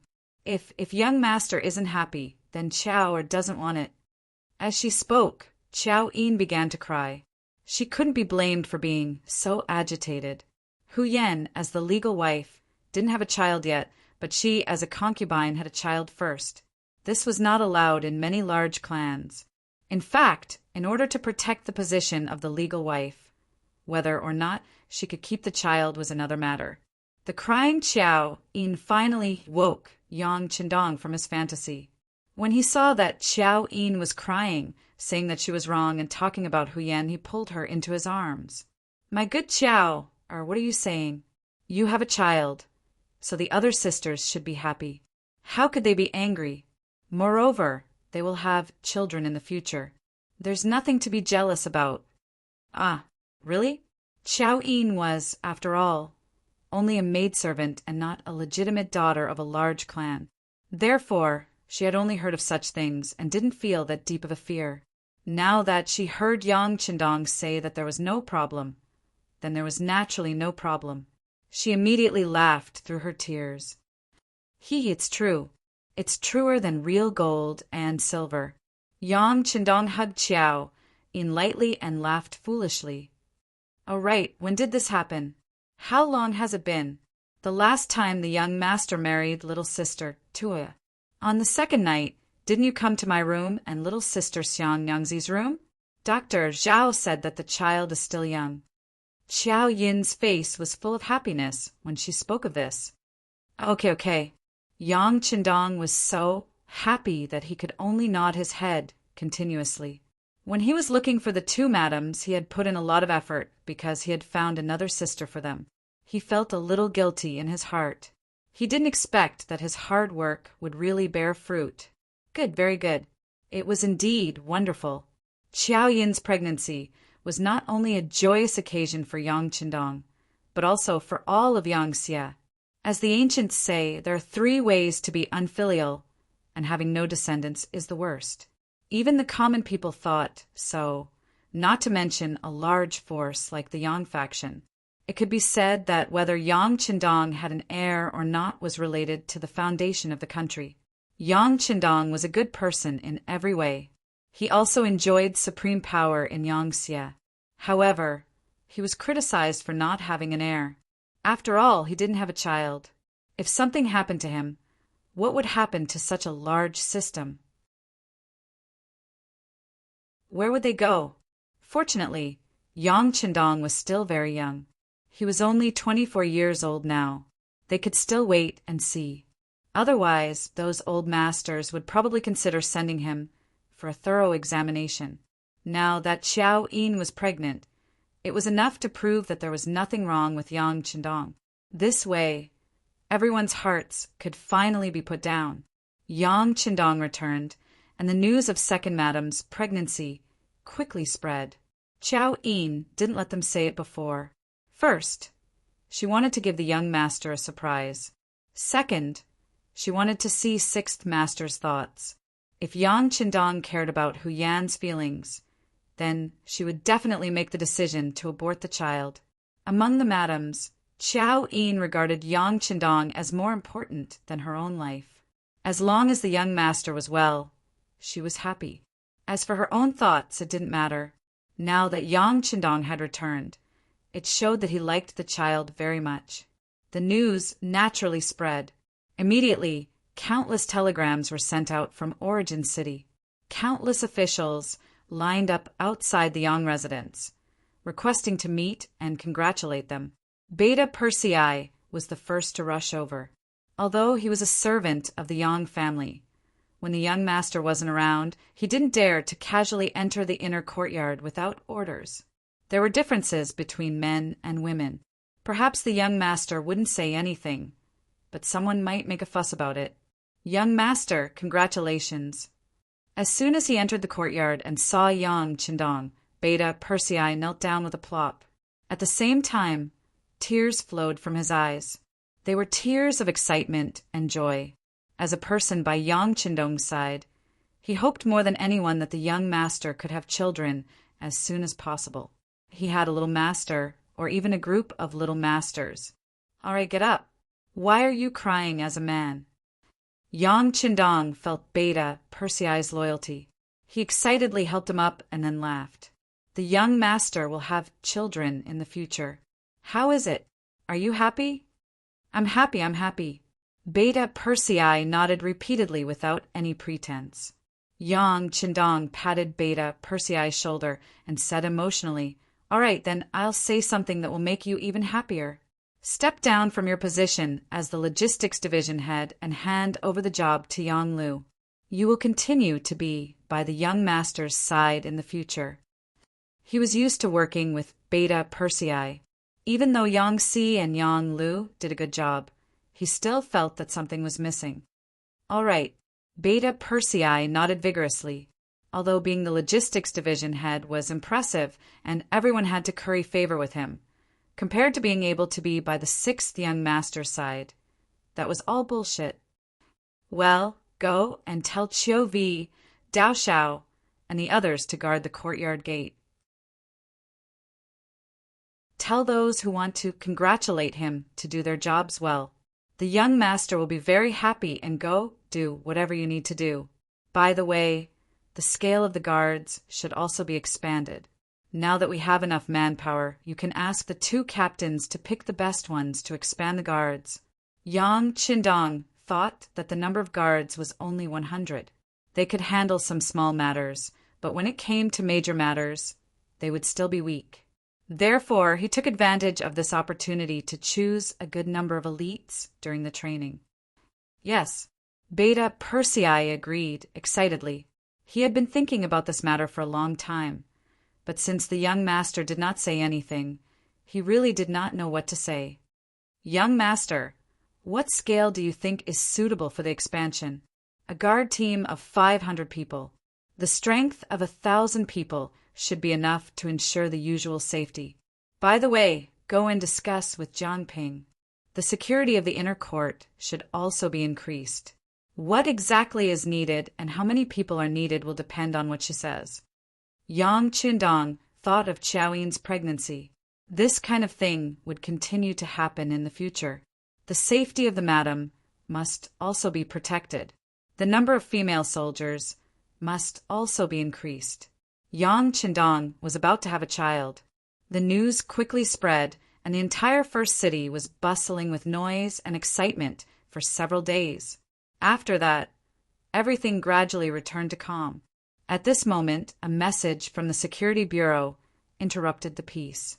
Not only that, but the entire logistics division's captive camp was filled with wails and cries. Tuachuo Hua died. He died on the road of escape. He was ambushed by the Walla's leader, Yes Hen. He, along with 3,000 elite cavalry and General Monk, all died in battle. According to witnesses, after Yes Hen made a mistake last time, he sent out 30,000 cavalry this time. However, even with 30,000 men fighting against 3,000 men, they still paid a heavy price.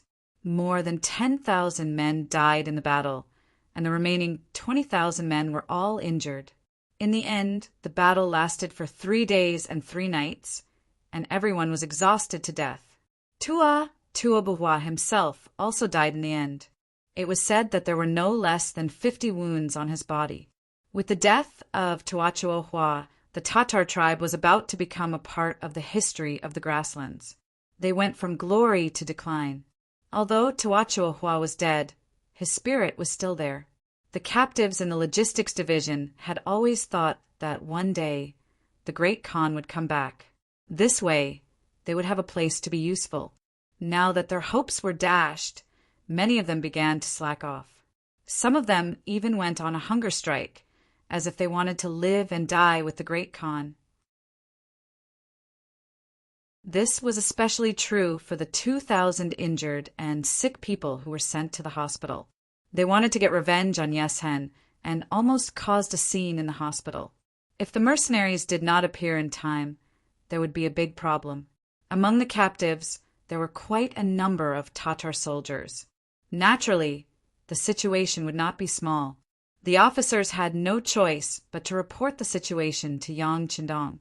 Not long after, Beta Persei personally came out and brought Hubo, from the captive camp to the Yang residence. In Yang Qindong's courtyard, in the pavilion in front of the fake mountain, Yang Qindong and Hubo sat opposite each other. In front of them was a stone table with a steaming hot tea in the middle.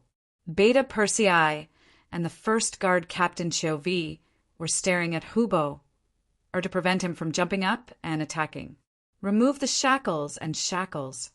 Yang Qindong casually ordered Beta Persei as he demonstrated his skills in the art of tea ceremony. Young master, this person's strength is not ordinary. Beta Persei wanted to remind him of something. However, Yang Qindong said in an unquestionable tone, "What's wrong? Is it because the young master has not moved for a long time that you have no confidence in the young master?" Beta Persei was reminded of the young master's abnormal strength. He walked up and used the key to unlock the shackles, freeing Hubo. Now free of her shackles, Hubo rubbed her wrists and smiled. This tea was personally brewed by the Duke of Loyalty. It must be delicious. Ha ha ha. As he spoke, he picked up a teacup. His originally smiling face suddenly changed. Then the teacup was shattered, and a sharp piece of porcelain fell into his hand. He quickly slashed it in front of Yang Qindong. Bang! A figure suddenly flew out. Before Beta Persei and Xiao Vi could react, Hubo's burly figure flew out and crashed into the courtyard, his face covered in dirt. Yang Qindong was still sitting there as before. He held a teacup and slowly tasted the tea. The tea is not bad.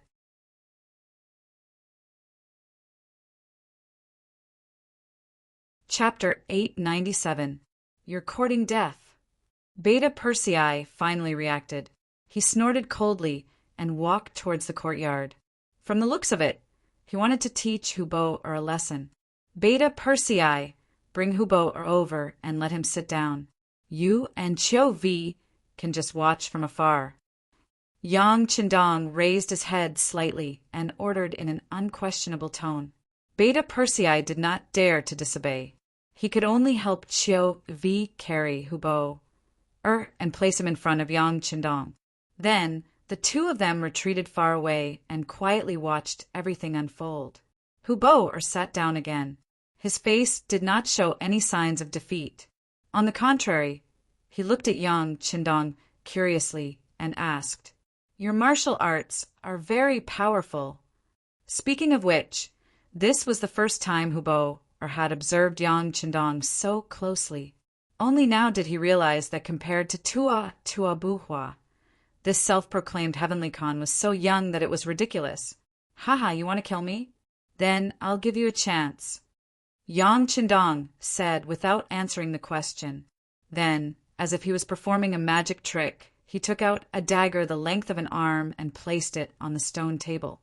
Then he signaled to Hubo with his eyes. It was as if he was telling Hubo that the dagger was here and that he could take it at any time and attack him at any time. Yang Qindong's calmness and even arrogance made Hubo very angry. He was not Yang Qindong's match, but that was only in terms of strategy. In terms of martial arts, he was someone who could fight against Tian Hu and Su He for dozens of rounds. How could he be afraid of Yang Qindong? He was just careless earlier. This time, he would not be careless again. Suddenly, he reached out to touch the dagger on the stone table. However, before he could see Yang Qindong's movements clearly, he was sent flying again and landed in the courtyard. Beta Persei and Xiao Vi appeared, and the two of them once again carried him to the stone table and sat down. They could see that the sixth young master's martial arts had improved again. If he was prepared, even several Hubo would not be a match for the young master. He sat down again and did the same thing. He touched his saber again and flew up again. Hubo continued to do the same thing. Even when she was beaten to the point of bleeding from the corner of her mouth, she did not stop. Yang Qindong attacked again and again, and every time before he attacked, he would say a sentence. Tuachuo Buhua, I didn't kill him. The murderer is Yes Hen of Walla. It's wrong to seek revenge on me. I defeated you fair and square. You didn't die unjustly. Tuachuo Buhua, on the other hand, died in the encirclement. This Yes Hen, who only knows how to pick up the leftovers, is the true villain. You only know how to stop eating and not cooperate with treatment. Don't you want revenge? After being sent flying for the umpteenth time, Hubo was once again helped to sit down by Beta Persei and Chauvi. She finally spoke. How can we take revenge? We're just captives now. Who said that you can't take revenge as captives? Haven't you been thinking of avenging your great Khan all this time? Unfortunately, you found the wrong person. Besides, who said that captives can only be captives for life? As long as you perform well, you can still stand out. Take Su He, for example. He's also from your Tatar tribe. Isn't he living a good life now? Also, in the new army, many of them were captured soldiers, right? What are you trying to say? Hubo finally stopped, ignoring the dagger in front of him. In fact, he didn't have the strength to swing the dagger anymore. His whole body was in pain as if it was falling apart. I'm saying that I can give you a chance to take revenge. Yang Qindong finally revealed his intentions. You're going to let us go? Hubo asked in shock. No. Yang Qindong shook his head. Whether it was Hubo or the elite cavalrymen captured from the battlefield, they were all very strong. If he let them go now, once they gathered together and found someone who understood the situation, they would definitely become a threat to him. Yang Qindong would never do such a thing as releasing a tiger back into the mountains. No, then how can we take revenge? Hubo asked with a look that said, Are you kidding me? Join the mercenaries, and you'll have a chance to take revenge. What? Do you really think that if I let you go now, you can really destroy Yes Hen and his forces? From what I know, Yes Hen teamed up with Agadorji to ambush your Tuachuo Buhua Khan and reaped a lot of benefits from it. He also made a lot of money from trading with Ming. Now that he has a strong army, do you really think that you can take revenge with this little force? Hubo was speechless. Although he was hot-blooded, he knew that courage alone wasn't enough to deal with Yes Hen. He also needed strength, and the mercenaries did indeed have that strength. How can I trust you? Hubo's thoughts finally returned to reality. When he knew that only the mercenaries could help him, his mentality changed. It's simple.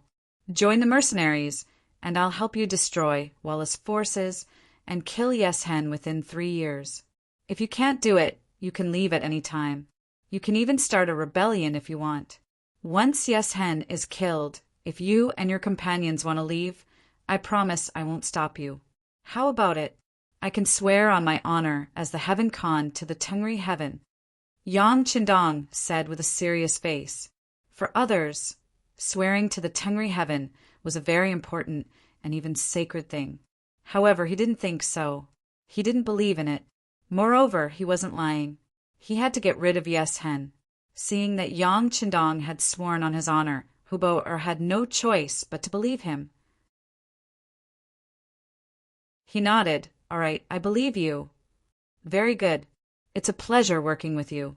Now you can convince your companions not to cause any more trouble. Hurry up and recuperate. Don't wait until the war with the Val tribe starts. Your conditions aren't suitable. If you miss the big battle, you can't blame anyone else. I'll go and convince them. Hubo nodded. If he wanted revenge, he needed to strengthen himself. Now wasn't the time to go on a hunger strike. With Hubo's departure, the disturbance caused by the captives came to an end. However, the war wasn't over yet. Yang Qindong defeated Tuachuo Buhua, and Yes Hen took the opportunity to deal with this powerful enemy. The Tatar tribe also announced their withdrawal from the Central Plains. The forces they controlled were also divided up. South of Talu, Sambilaquan was occupied by Bai Ming Xianfu's army chief and commander of the 10,000 Department, Shi Wanshan. Yes Hen also took over Shajing province. At this point, Shi Wanshan was Yeshin's neighbor. The mercenaries were only separated by Sambilaquan. They were already quite close. Yang Qindong didn't take the opportunity to take over more cities. His military thinking came from the future. He didn't care about the gains or losses of a city. What he wanted was to eliminate the enemy's strength. It was just like when the main force was gone. After the soldiers died in battle, wouldn't the original Tatar territory become ownerless? Wouldn't it be easy to occupy it? Notify the 1st Cavalry Division. Have them patrol the area northwest of Saihan Mountain. Tell the other forces that this area belongs to us mercenaries. Anyone who wants to pass by must pay us taxes and follow our rules. Otherwise, we'll kill them all. Yang Qindong finally revealed his fangs and began to take control of the grasslands with First City as the center. The North Desert City was still under construction. Once the construction there was completed, it would form a triangle with the origin city. At that time, his power would be stable. Anyone who dared to challenge his position would be treated as an enemy and suffer the wrath of thunder. After the new army went through many rounds of selection, they returned to their original formation. The number of people in the world's 1st Cavalry Division was not full yet. Division Commander Tian, who and the 2 commanders carefully selected the people one by one. They were determined to create the strongest army in the world, just like their names. The construction of North Desert City was still going on in an orderly manner. With Yang Si in charge of the overall situation, everything was going smoothly. After the Battle of Tuacho-Obuhua, the mercenaries' strong strength shocked all the people who had bad intentions. No one thought of provoking the mercenaries. The situation near First City was unprecedentedly peaceful. Xiaoyin's morning sickness was very serious. She vomited as much as she ate. After Dr. Zhao Yanmei's examination, he said that it was because of the water and soil. It was still too cold here. It was best to go to a place with a relatively mild climate. This was a good thing for Second Madam and her child. In September of 1453 AD, Yang Qindong decided to return to Qiqian City with his 3 wives. After more than a year, Yang Qindong had laid a good foundation on the grassland. From the initial army of only a few thousand people to the current army of close to 60,000, there was nothing before, but now there were 2 big cities and several small towns. Seeing that everything was on the right track, there was no big battle to fight in a short period of time. Considering Xiaoyin's body, Yang Qindong decided to leave and return to Qiqian City. The only thing that Yang Qindong felt a little regretful was that there was no news from Wu Sheng's 3rd Division and the Nuzhen Cavalry Division that he sent to the north. The radio station only sent 2 telegrams at the beginning, saying that everything was going well. After that, there was no news, as if they had all disappeared. Yang Qindong did not believe that with the strength of Wu Sheng and Qin Bo, they would be completely wiped out. Something unknown must have happened. He had also sent scouts, but there was no news. The Siberian area was too big. It was vast but sparsely populated. It was difficult to find a team. The only thing he could do was to keep sending people to inquire about the situation. Other than that, the only thing left was to give his blessings.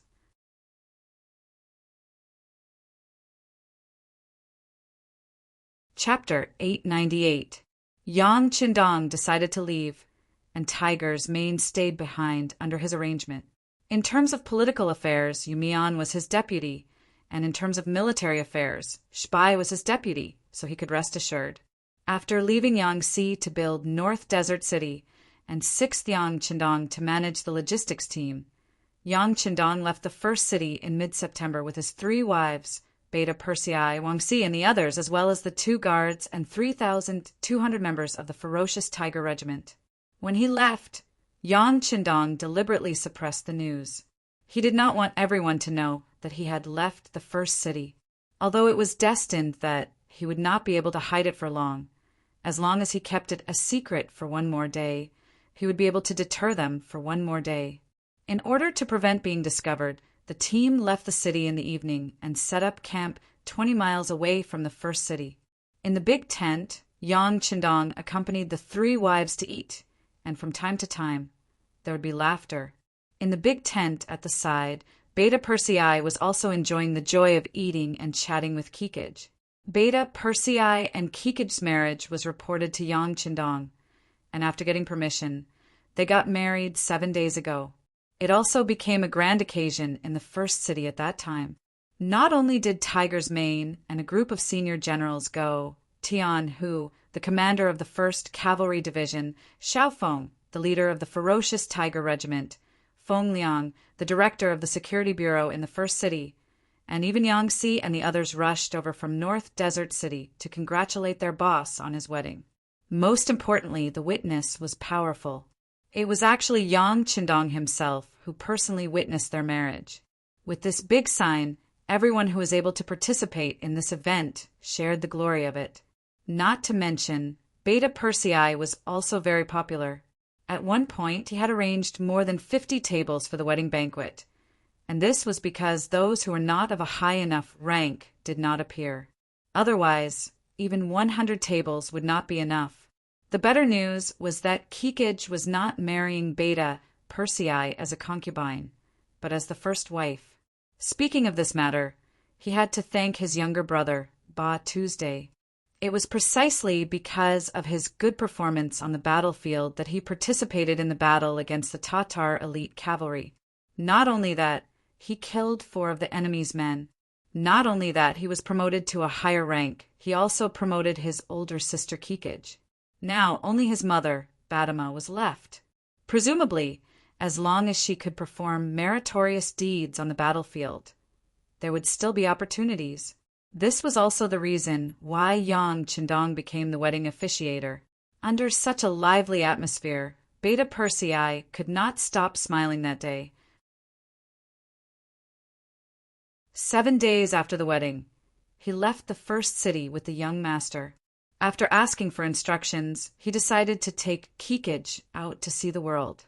Inside the tent, Kikij did not seem to be in a good mood. Speaking of which, this was the first time she had been so far away from her mother. Although she had just come out, she was already a little homesick. As her husband, Beta Persei was the best choice to enlighten her. "Madam, do you miss your mother?" "It's okay. Your mother is very safe in the first city. Besides, your younger brother is now a company commander in the new army. With him around, your mother won't be lonely. This time, we're going out to see the world. You don't know how prosperous Chichen City is. That place is no different from a holy place in our hearts." Tiger's Mane stretched out his hand and hugged Kikij in his arms, with a comforting expression on his face. Kikij burrowed into the wide and warm embrace and found a more comfortable position. "I think the first city is very big, it's very good." Haha. In this regard, Beta Persei was speechless. For a person who was used to drifting around the grassland, the first city was indeed very big. Seeing that Beta Persei did not speak and only smiled, Kikij's face showed a trace of caution. "What, are you starting to despise me? If I knew it. My mother also said that when a man gets a woman's body, it's the beginning of dislike." "Oh, I'm being wronged. How could I be that kind of person?" Beta Persei cried out loudly, then found that Kikij's face was full of smiles. He knew that she was teasing him, so he pretended to be very angry and said, "Well, you dare to lie to me. As punishment, I'm going to carry you to bed now." Don't. It's not completely dark yet. Wait a little longer." When it came to this matter, Kikij's face quickly turned red. This man was a bull, a barbarian. She couldn't stand it every time. If it started now, it would be a problem for her to walk tomorrow morning. In order to divert Tiger's Mane's attention, Kikij took the initiative to say, "By the way, little brother did not join the 1st Cavalry Division, but chose to be a company commander in the new army. This won't affect his future, right?" How could it? When it came to serious matters, Beta Persei was indeed a lot more well-behaved. He liked to talk about these things, especially when he saw Kikij looking at him with admiration. The world's first cavalry division is indeed the most elite army. If it's a cold weapon battle, even Lung Feng might not be a match for it. But because they are all too strong, it's not easy to make a name for oneself there. It's better to go to the new army. Relatively speaking, the conditions for promotion there are much more relaxed. Besides, this is the intention of Tiger's Mane and Shibi. They first found Batu and persuaded him to stay. They also made a lot of promises, so it's impossible for them not to keep their word. They won't lie to Batu, right? You know that little brother is very honest. Kikij was still a little worried. To him, whether it was Tiger's Mane or Shibi, they were both important people. On the other hand, Beta Persei, who was beside him, was too close to him, so he didn't feel anything. They won't. Beta Persei patted his chest and promised. With my face, how could they not treat Batu well? Besides, little brother is not honest at all. He has a lot of ideas when he's in trouble. Ah, who said that little brother is not honest? He's an honest person. A moment ago, she was looking at Beta Persei with admiration, but after hearing what he said, Kikij became unyielding again. Haha, I was wrong. Beta Persei understood the principles taught by the sixth young master. He didn't know how to reason with a woman. When he saw that the situation wasn't right, he immediately surrendered. This caused Kikij to laugh coquettishly.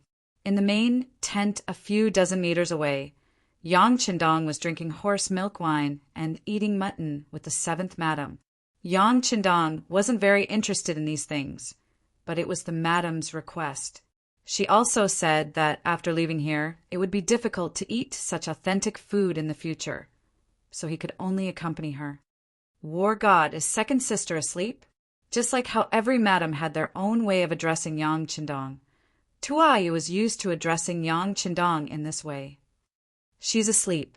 People who are pregnant always like to sleep, hee. When Xiao Yin was mentioned, Yang Qindong's face was filled with a happy smile. He was someone who was going to be a father, and Xiao Yin was now treated like a national treasure. In the past, there were only 4 maids serving her, but now there were twice as many, and 8 maids were serving her. Not only that, but Yang Qindong also gave her personal maid, Xing, a very high authority. Unless Xiao Yin was willing, no one was allowed to disturb her, not even the madams. This wasn't his intention to drive a wedge between the madams. In the future, he had watched many palace dramas, and there were many matters related to internal strife. Anything could happen. In the face of powerful interests, any kind of friendship could change. Especially when Xiao Yin was pregnant with his first child. It was impossible to say that no one was jealous. In order to prevent any possible man-made accidents, the safest way was to take sufficient measures now. Although it would hurt some people's feelings, once the rules were set, they could slowly get used to it in the future. Of course, all of this was only on the surface. Secretly, Yang Qindong also instructed Jiang Ping to pay special attention to Second Madam. The newly formed female guards were put to good use. Once they discovered someone with ill intentions, they could directly take them down without asking for permission. With this hidden hand, Yang Qindong's heart could finally relax a lot. War God, when we have a child in the future, will you protect me like how you protect second sister? Tuha! You could feel Yang Qindong's nervousness. She could understand this point. Her background as a princess allowed her to understand some things too early. Because of this, she didn't have any intention of blaming Yang Qindong. On the contrary, she was very supportive. Of course, you are my wife. Your safety is naturally the most important. Yang Qindong was very casual, but his tone was very firm. That's great. Tuaya nodded contentedly. Oh, by the way, tell me about the other sisters. You know that we're about to meet each other, so we should know in advance what to pay attention to. Otherwise, it won't look good if we make a fool of ourselves. Okay. Yang Qindong really wanted to push the task to fourth madam, Lady Xiang. However, when he thought about how Tuoye had already left her hometown to follow him, if he rejected such a small matter, who knew if she would be sad? On the battlefield, Yang Qindong was the strategist. No matter how strong the enemy was, he wouldn't be afraid. However, in front of the other madams, his general's demeanor had long disappeared. Other than doting, there was only affection left. She waited for Yang Qindong to speak for 2 hours. When it was already late at night, he became careless. Tuoye's face was flushed red under the candlelight. When she thought of what was going to happen next, she said softly, "Call forth elder sister over.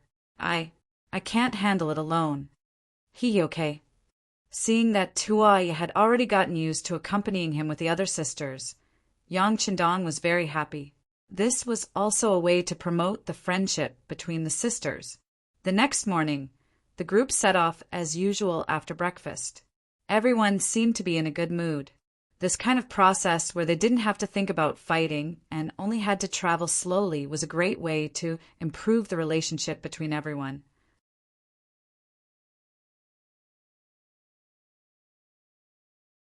Chapter 899.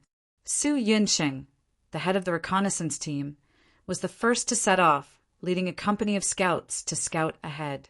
With the 6th young master in the team, there was no room for carelessness in terms of safety. Yang Qindong didn't refuse Su Yunsheng, who had resigned from his position as head of the reconnaissance team and insisted on following him. This person seemed to be born to be a scout. With him around, there would be a better guarantee of safety, and he wouldn't have to worry too much about accidents happening.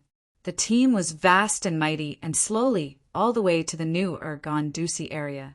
Usually when transporting supplies, they would often use this road, but the transport team could quickly pass through here in 10 to 20 days. However, Yang Qindong's team took more than a month. This was mainly due to the inconvenience of Qiao Yin's body. If there was a bumpy road in a hurry, who knew what would happen? Although Dr. Zhao Yanmei followed along, it was better to take precautions. In this way, the army stopped and walked until the beginning of October, when they finally arrived at Seatown. There were already more than 30 ships waiting here. Long Yuntian, the acting head of the 1st Division of the 1st Sea Army, was ordered to wait here. When he saw the vast and mighty team coming from afar, he led the team and waited until the convoy approached. When Yang Qindong walked over, accompanied by Beta Persei and the guards, Long Yuntian led a group of officers to greet him. "Greetings, 6th young master. Long Yuntian, acting head of the 1st Division, is waiting here for orders." "Haha. Good. Make the arrangements. Everyone get on the ship." Yang Qindong reached out and patted Long Yuntian's shoulder. Facing this familiar person, Yang Qindong smiled with satisfaction. But in the process of patting the shoulder, the expressions of some of the officers of the 1st Division changed, and their bodies tensed up a lot at this moment. Long Yuntian, who was patted on the shoulder, blushed and was very excited. He was stunned for a moment before he remembered something. He hurriedly turned around and continued to introduce. "6th young master, these are the officers of our new regiment. This is our new political commissar, Su Hao." Long Yuntian pointed at another officer, who also had the rank of colonel, and introduced him formally. "Oh, political commissar Su, hello." This time, Yang Qindong didn't pat his shoulder. Instead, he reached out and shook his hand. To be honest, as the team grew bigger, there were already some people that he wasn't so clear about. For example, Su Hao in front of him was very unfamiliar to him. Su Hao's face was full of excitement. He stretched out his arms and grabbed Yang Qindong's arm, shaking it vigorously. He also subconsciously said some flattering words. "6th young master, this subordinate has admired you for a long time. Today, I finally get to meet you. I'm extremely excited, extremely excited. Haha, do your best." Yang Qindong also responded with a smile. Then he shook hands with the other officers of the First Division, one after another. After a round of greetings, the team began to board the ships. Because Yang Qindong's return to Crimson City this time wasn't a public move, there were no large ships arranged to welcome him. Most of the ships weren't very large, but there were always 2 or 3 second-class ships that were 70 to 80 feet long. It was just enough for Yang Qindong and the others to rest on. The largest ship was naturally Yang Qindong's. After the 3 madams and the maids boarded the ship, Beta Persei led the first guard team and boarded the ship. As for the second guard team, they had no choice but to board the other ships. In this regard, Yang Qindong didn't have any doubts. Since this was the 1st Marine Army's unit, it was his unit. No one would dare to harm him. He still had this much confidence. As for the reaction of the other officers when he shook hands with Long Yuntian, with Yang Qindong's keen insight, he naturally noticed it, but he didn't say anything. When it came to the situation of the officers below him, he wouldn't ask too much. However, his safety was at stake this time. Although he knew how to swim and was quite good at it, he knew that he had to be careful. There were a lot of diving equipment and oxygen tanks in the big warehouse. Even if there were any problems at sea, he would have no problem protecting himself. But the 3 madams were still on the ship. For their safety, there were some things that needed to be investigated. Go, arrange for 2 capable men to ask about the situation and relationship of the officers in the First Division. Understood. Beta Persei, who received Yang Qindong's order, nodded and found Ba Daojiang and Peng Yu. These 2 were veterans of the guard team. There was no problem in terms of loyalty. They were also experienced in the martial arts world. It was reassuring to leave some things to them. After the team boarded the ship, the acting commander, Long Yuntian, immediately ordered the ship to set sail. The fleet then put away the anchor and set sail straight to the south. When they first boarded the ship, everything was so fresh, especially when they looked around. The sea and the sky were the same color. It was very spectacular. This made the 4th madam, Lady Xiang, and the 7th madam, Tuoya, who had never seen the sea before, very excited. But after a long time, the scenery was the same every day. Even the best scenery would have a day when they got tired of it. Yang Qindong had no choice but to play cards with the 3 madams in the ship's lounge. It was a happy and harmonious atmosphere. After a few days of sailing, the ship was finally no longer lonely. They could see other ships in the distance, but because of the distance, they didn't have much contact with each other. When Yang Qindong heard Beta Persei's report, he stood on the bow and looked into the distance with binoculars. He saw the ship with the North Korean flag. Putting down the binoculars, Yang Qindong looked thoughtful and said to Beta Persei, "Go call Long Yuntian here." Soon, Long Yuntian appeared, and Yang Qindong's question followed. The North Korean Navy is not far away. Do they often appear here? I don't know. Long Yuntian shook his head with an ugly expression. This time, without waiting for Yang Qindong to ask anything, Beta Persei said with dissatisfaction, "You don't know. Have you never made this trip before?" No, this is the first time I've made this trip. Oh yes, when I pass by here, it seems that there are ships nearby. With a red face, Long Yuntian explained hesitantly. Okay, you can go down first. Yang Qindong raised his hand and dismissed Long Yuntian. Yang Qindong fell into deep thought as he looked at his departing figure. Beta Persei, what about the information I asked you to send? There's no news yet, but soon. The Navy soldiers here are very principled. It's not so easy to get information. It will take a little time. This time it was Beta Persei's expression that was unnatural. There's no other way. If the task assigned by the 6th young master was not performed well, anyone would have an ugly expression. There's no hurry. There's still more than 20 days from here to Hosung City. It should be enough. It's just that the existence of the North Korean Navy in front of us is a hidden danger. Right now, Ming doesn't have a navy, so they don't pose any threat to us. However, this is our supply route to Shurcheng. If the North Korean Navy decides to attack us one day, then the situation won't be good. Well, take note of this matter and remind me when we return to Resin City's Marine headquarters. Yes, young master. Tiger's mane nodded and agreed. This seems to be a small episode. Yang Qindong didn't care too much about it, but Tiger's mane stepped up the security work of the guards. He always had a strange feeling that the situation seemed to be wrong, but he couldn't tell what was wrong, so he could only strengthen his own defense to prevent unexpected things from happening. It's a pity that this is not on land. In case of an accident, he can't contact the 2nd Guard and Commander Xiaofeng's Tiger Regiment. But thinking about it, with their combat experience, once something happened, they should be able to react immediately. Beta Persei's nerves became nervous, and he was a little absent-minded even when he was accompanying Kikij. The days passed like this until 20 days later, they finally arrived at the sea area of Hosung City. Only then did he relax a lot. And at this time, Badeo Jiang and Pangyu, who were sent to inquire about the matter, finally came to report. For more than 20 days, the two ate and lived with the Navy warriors and worked hard to make friends with them. Finally, they figured out the situation of the first group.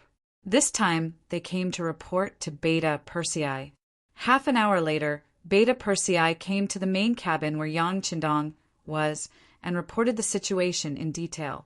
Young Master, Hosung City has investigated many people and many things. Long Yuntian is one of the people who has been judged to be problematic. Beta Persei reported while paying attention to Yang Qindong's expression. Long Yuntian has a problem? What's the problem? Even if you know that he has a problem, why did Gao Xiong send him to pick me up? What does this mean?